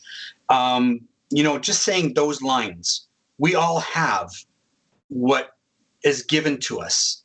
And some people just tend not to know how to do this. Or like I said, let's go back to when you're a child. Everybody sees color. You get older, you see black and white and become jaded. So it shuts it off. And some people don't want it. Some people don't even want to know about it. So yeah, we all do. And when I come to the Licking Jail, we're going to go through a lot of examples. We're going through a lot of cases, hardcore stuff, a lot of grim, and things will be on screen. But you need to see that in order to open up and to be able to do stuff. And then we'll walk you through. I wrote my first book, 17 years ago. And in there, I talk about baby steps in spirituality, how true intuition, ability, and spirituality, all that tied together, and how we become more, and how some people just want to be at a certain level and know. It's like the examples are given there is like you're driving down the road, you're thinking of a song, and that song comes on the radio. There's one example. Another one is you're sitting at home, you're thinking of a friend you never heard from before, and the phone rings and your friend's there, or you bump into them at the mall. These are little intuition steps. These are little things that you're feeling out, and that's part of it. So I'll go through all that and when I'm on tour. Awesome. Was Terry's question the same thing, or was it completely different? She said, "Robbie, do you pick up on missing persons everywhere you go? I don't imagine your mind ever shuts off. Any psychic mind for that matter, but I am not gifted by any means. LOL." Yeah, it doesn't shut off. Another big case that'll probably, hopefully this goes. I mean, they're meeting with a lot of networks this week, right? Haunted Hill House, based on murders. I get a phone call. They snap a couple shots in the backyard, and I said, "No, Martha, she's the chief that's on my show." I said, "You go over this way to the right," and I said, "It's over that way." Sure enough, she goes, "That's where they found part of her body in her earring." I said, "Well, yeah, that's where we got to go. That's the section we got to check." And then there's other stuff that I know when I get there and get on ground, we can do that. Just before Christmas, a man goes missing out of Alabama into Mississippi. And, oh, here you go. Yes, sorry. Go back to the question that you asked about loved one doing this. Okay, great. You asked me about if a loved one ever did it and, murdered somebody in the family and, that question. Okay. So I'm talking to Sheriff Knight and I said, send me photos. And this case is closed, right? So nobody wants to do anything. They're missing. So I said, see the photo, and I'm looking at it. And I'm staring at it. And I zoom in and I go, who in the hell has their left foot here and their right foot here like this, crisscrossed? And when they can't even stand up, they're disabled in front of a car, yet they don't have the strength of a 2-year-old and lift up the hood of the car. And yet one foot is like in the mud and kind of buried, like if you took your hand and smoothed the mud over. These are all things they missed. And I zoomed in more and I go, that's a knee print and that's a woman's shoe. And then think, oh my gosh. And they went to the timeline of the phones and the texting and everything. And it's the daughter. And so I gave exact areas, names of roads. I called it the dog road. It was named something else, but it was like a dog or wolf road. I said dog road. It was called wolf road. And I said, this is really fast and going over the phone with them. And there's just different elements of this case going in. And I said, there's the creek right by there and there's a bridge. And they said, yeah, it's all there. And I said, they're trying to lead you off into a different direction. That's why you haven't found him. He's in the other direction. So that's going on right now. And that opened it right up. And he wrote me a letter. He goes, we open this up again. And he goes, I'm going to tie you in as soon as we do anything. That was just before Christmas. I have another question. It seems with you telling your stories that you have great connections. How long did it take you to build those connections with all the different police departments of proving your worth and proving your abilities? Yeah, it took a lifetime. When you say 30 years, that's a lifetime. My first case in my hometown, but bring you fast forward to like 2005-ish in that area, it just took right off. It was call after call after call. And one of those calls was, we talked about, he said dead in a hotel room, Hamilton County Police. That was 2005. And 2005 was Natalie Holloway case. 2005 was Brian Jones, the founder of the Rolling Stones. They wanted to reopen that case. I got the call for it. And so I gave a bunch of information that the public don't know about. And it all turned out to be true. Right down to even finding paraphernalia of Brian Jones in Toronto, Canada. So they allowed award-winning screenwriter Gloria Shepherd wrote the book, Murder of the Rolling Stone or something like that. And she said, would you write my foreword for me? So oh my goodness, because you helped out on this case. So I did. I wrote the foreword to it. So it was just like one after another after that. It was just like everybody, and they knew how I did it and how I found things, and it just escalated. Yeah. Have you ever got, sorry, Justin, I'm taking over your show, but have you ever been interrogated of like, why would he know this? That you must have had something to do with, this case or whatever. No, not at all. Okay. I've never approached them. They've always approached me. So except for the one case, my very first case, my very first case, when Greg was standing in front of me and AKA Jesse was behind him walking to the entrance of the this building that Greg was the manager of, this complex. He had a black shroud around him. When I see black around anybody, that means they've done something evil, really bad. And so I was looking at him. Greg noticed my concentration wasn't on him. It was on Jesse. So then Greg looks over his shoulder. He goes, that's Jesse. You want to go meet him? And I said, yeah. So now we're up in Jesse's apartment. Jesse's sitting beside me. And if you could picture a 5-foot cut off Eddie Van Halen to a T, this is what this kid looked like. And Greg was over to adjacent from us. And I'm asking questions. I was going through to be a cop twice. So I got hired on twice too. I got fired the same day and I quit because I found a guy dead. So I knew what I was going to do, but this is my first case, right? So anyways, now I'm talking to AKA Jesse. My line of questioning was like, you did something wrong. Like, what's going on here? And he knew I was on to him for some reason. And he says to me, are you fucking hot? And I didn't understand. I'm not cluing in what he meant. And he goes, stand the fuck up. And now I'm thinking he's getting very volatile. So I stand up. I thought he was going to punch me. And he lifts up my shirt and he starts checking my waist. He was looking for a wire. And then he goes, you want to know? And he pushed me in the chair. And he goes,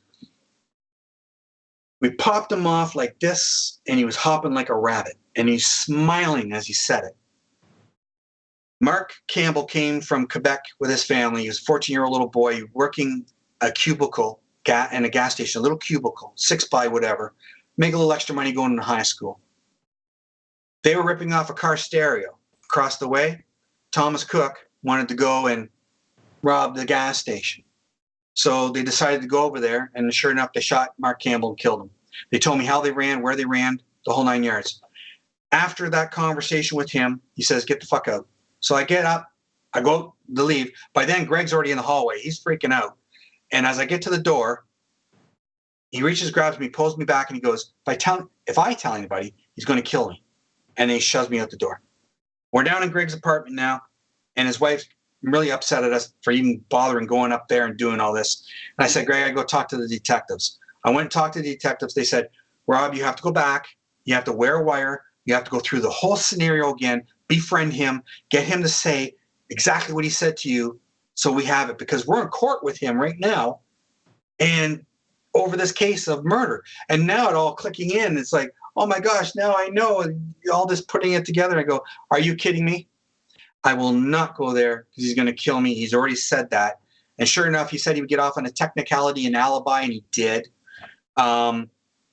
Second part to this is Thomas Cook decided a couple years later to saran wrap his girlfriend, and he saran wrapped her head, and he held her arms, and he watched her take her last breath. She couldn't breathe, and then he got arrested for that. And AKA Jesse's out west in Canada. So my part, telling everybody out there who think they're psychic or want to be like this or who want to do this type of work, do not ever, ever, ever put yourself in harm's way like this stupid guy did. From that moment on, I learned how to do it professional and only through police. When they ask me to do something or a family say, can you come? And I say, talk to the detective and we'll get it together. And that's how it works. And then there's like a lot of formality of legality papers and stuff. So that's how it truly works. Don't do what this stupid guy did back in 1990. That was the worst. I'm just glad I'm here. I mean, he could have killed me. Wow. Well, Robbie, we have only 3 minutes left. Let's take this time to let everybody know what's going on. Do all the plugs. I know I have your website, your Twitter, and something else. It might be your Facebook page or something in the description. But I want you to direct people to where you want them to go and let people know what you got going on. Absolutely. RobbieThomas.net is pretty simple, very simplistic. And on there, my tour for 2020 starts out in Windsor. It goes to Detroit. It goes to Ohio Licking Jail. It goes to Crown Point Jail in Indiana, and then off to Fort Mifflin in Philadelphia. And in the meantime, keep your eyes open on there because I'm being featured at Real Screen in New Orleans right now as we speak. Hopefully that show gets picked up, and we do this for real. Awesome. Well, Robbie, I guess it goes without saying that a lot of people have stuck it all the way to the end, has enjoyed listening to your stories, listening to how you work, and are really appreciative of the kind of work you do. I know that includes me. I've been wanting to sit down and have a talk with you for a long time, because there's, the events that we have been at, the same events, I hadn't had a chance to hear a lot of this, stuff. And I finally got to, and I really appreciate you taking 2 hours out of your life to share it with everybody. Oh, thank you for having me. It's been a pleasure. I mean, yeah, I loved it. Thank you so much for having me. You're very welcome. Maybe if you do another tour or have something else going on, you have my contact information. If you want to come back on, I'm always here for you. Great, thank you. Next time, don't be so long. Get me on. Okay, I'll badger your ass to death. All right, folks. I would really like for you guys to check out the books if you're interested in these cases and the stories. If these shows like he's been talking about are picked up, definitely support him by watching those. He's got tons of material and content on his website, and he's done the last 30 years. Go check it out. It's the real deal. Okay, so we're going to wrap up the show, Robbie. If you need to hang up, you can. If you want to hang out on the call while I wrap it up, you may do that as well. But thanks, buddy. No, thank you. Thank you, ladies. You're lovely. Thank you so very much. Have a wonderful night, guys. All right, guys. Follow the links in the video description. RobbieThomas.net. He's on Twitter. He's on Facebook. He's on all of it. So you guys are awesome. We love you. I hope you enjoyed the guests. I hope you enjoyed the show. Everyone's saying that they loved it, so I'm glad. We're going to take a look at these links here. I don't know why my background looks like that. It's given me... Okay, we're going to fix that. Sorry. I should have went through the scenes. But interface.net is where you can find all of our stuff concerning the paranormal research that I do personally. Patreon.com/supportinterfacedeath is a way to financially support our video content and productions and get rewards for it. We're on the Necromancer Live Show on Facebook and Twitter, Instagram, Twitch, and you can join us on Discord as well. And let's not forget our Patreon supporters. Please extend your thanks to these folks: Clay Borman, Scotty Fox, Katie Turner, RJ Murphy, Casey Schreiner, Deadlight LLC, Jessica Bias, Paranormal Reporter, Joe Vitale, Heather Elliott, Betty Kegley, Cherry Capital Shadow Seekers, Kelly McConkey, The Ghost Guild, Anthony Grothis, and Jen Rawl7. Thank you very much for your support. And that's where I'm going to leave it. This 2 hours, it's long, it's draining, but it's worth it. We do it for you, and thank you so much for all of your support. We'll be up in front of the camera on our platforms again Friday for another 2 hours, probably 8 p.m. same bat time, same bat channel. Stick around for some video promos if you want to see them again. They're here and there. So love you guys. You're in our hearts. Go check out Robbie Thomas. We'll see you next time.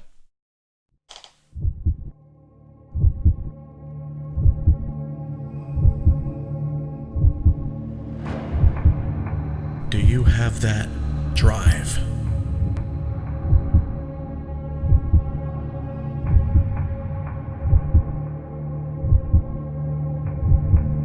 That morbid curiosity to explore the darkness?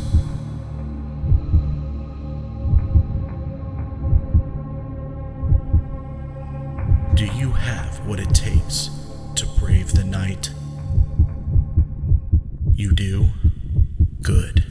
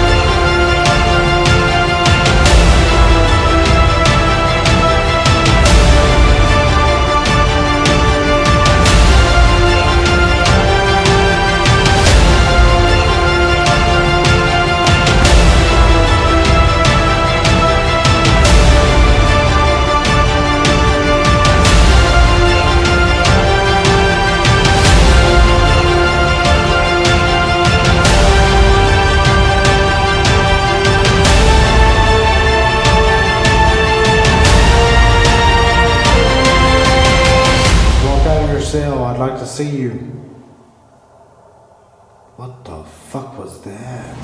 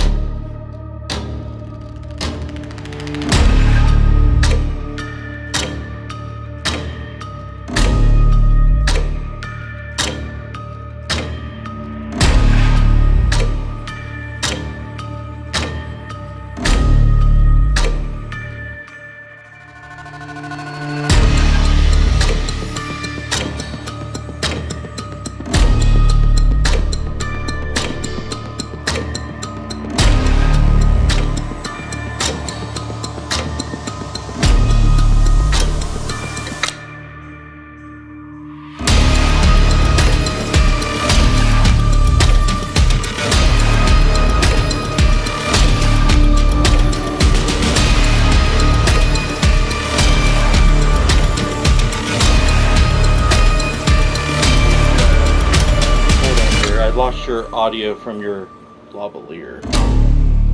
Did the power go off? Well, I felt like I got pinched. But it wasn't like a Did the display turn off? This just died. You gotta be kidding me. It just died. Okay, that's brand new lithium-ion batteries. We'll keep rolling. Dude, there's... Yeah, but at least that one documented it. That's still rolling, that camera. Oh, yeah, this is rolling too. Yeah, these just freaking died. Let me double check. I held it in, the light came on to the title screen. And... Dude, I'm starting to feel really, like, weird sensations touching me, dude. I don't know what's going on. Yeah, it felt like something... Yeah. Like just... Dead as a doornail. And those are brand new.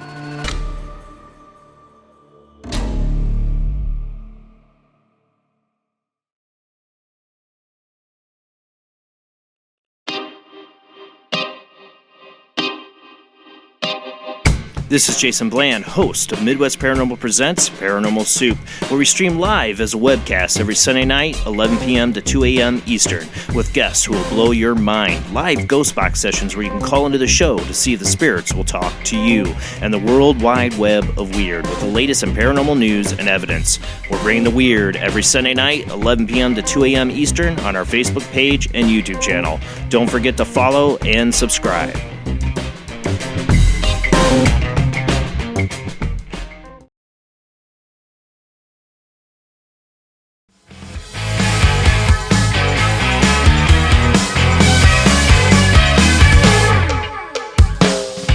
In recent years, the word paranormal has taken on a new place in thoughts and minds of people everywhere.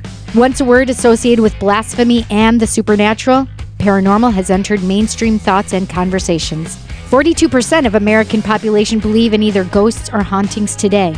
Within that, the discussions in the media have tripled in the last 20 years. In 2016, a radio talk show rose from the darkness in New York and now has become a popular beam of light with a no-holds-barred paranormal discussion. It's raw, live, and sometimes out of control. It's real and here, allowing all that care to listen to new ideas, new thoughts, old superstitions, and sometimes the downright weird. You want different? You want off the cuff? You want edgy? Then Paratalk Radio is what you should be listening to. It's 2 hours of guests, interviews, skepticism, unusual topics, and outside-the-box strange that pushes every button on the soundboard of life. So again, discover Paratalk Radio. Monday nights on WLFE DB Radio Network, 8 p.m. Eastern, 7 p.m. Central. Paratalk Radio can be seen as live videocast on Facebook and heard on audio streams through iHeart, iTunes, Google.Play, Spotify, Spreaker, Comcast, Radio.com, and so many more. Join Ted and Cindy every Monday with guests and topics that will open a pathway to the unknown, the supernatural, and the paranormal.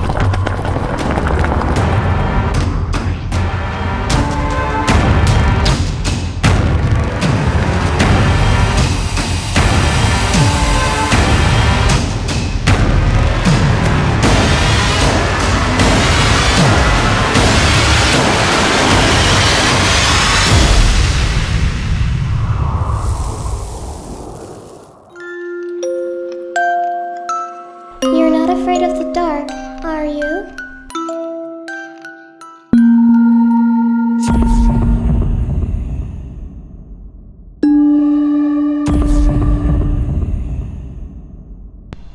Hillary, What? what's going on with this building? Everything.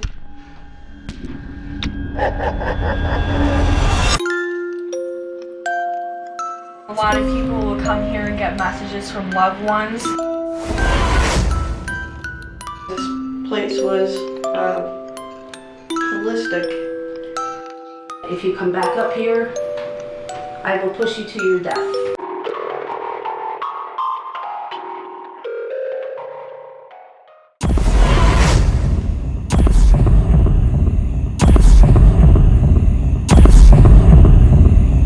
You're going to die in there. Something just like flew at me.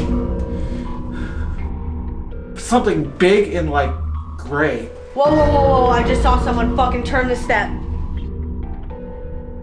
Did you hear that? I'm not doing like this. I just want this on the record. Mike's gonna see something in that mirror. This took a big 180. I hope this doesn't change our approach.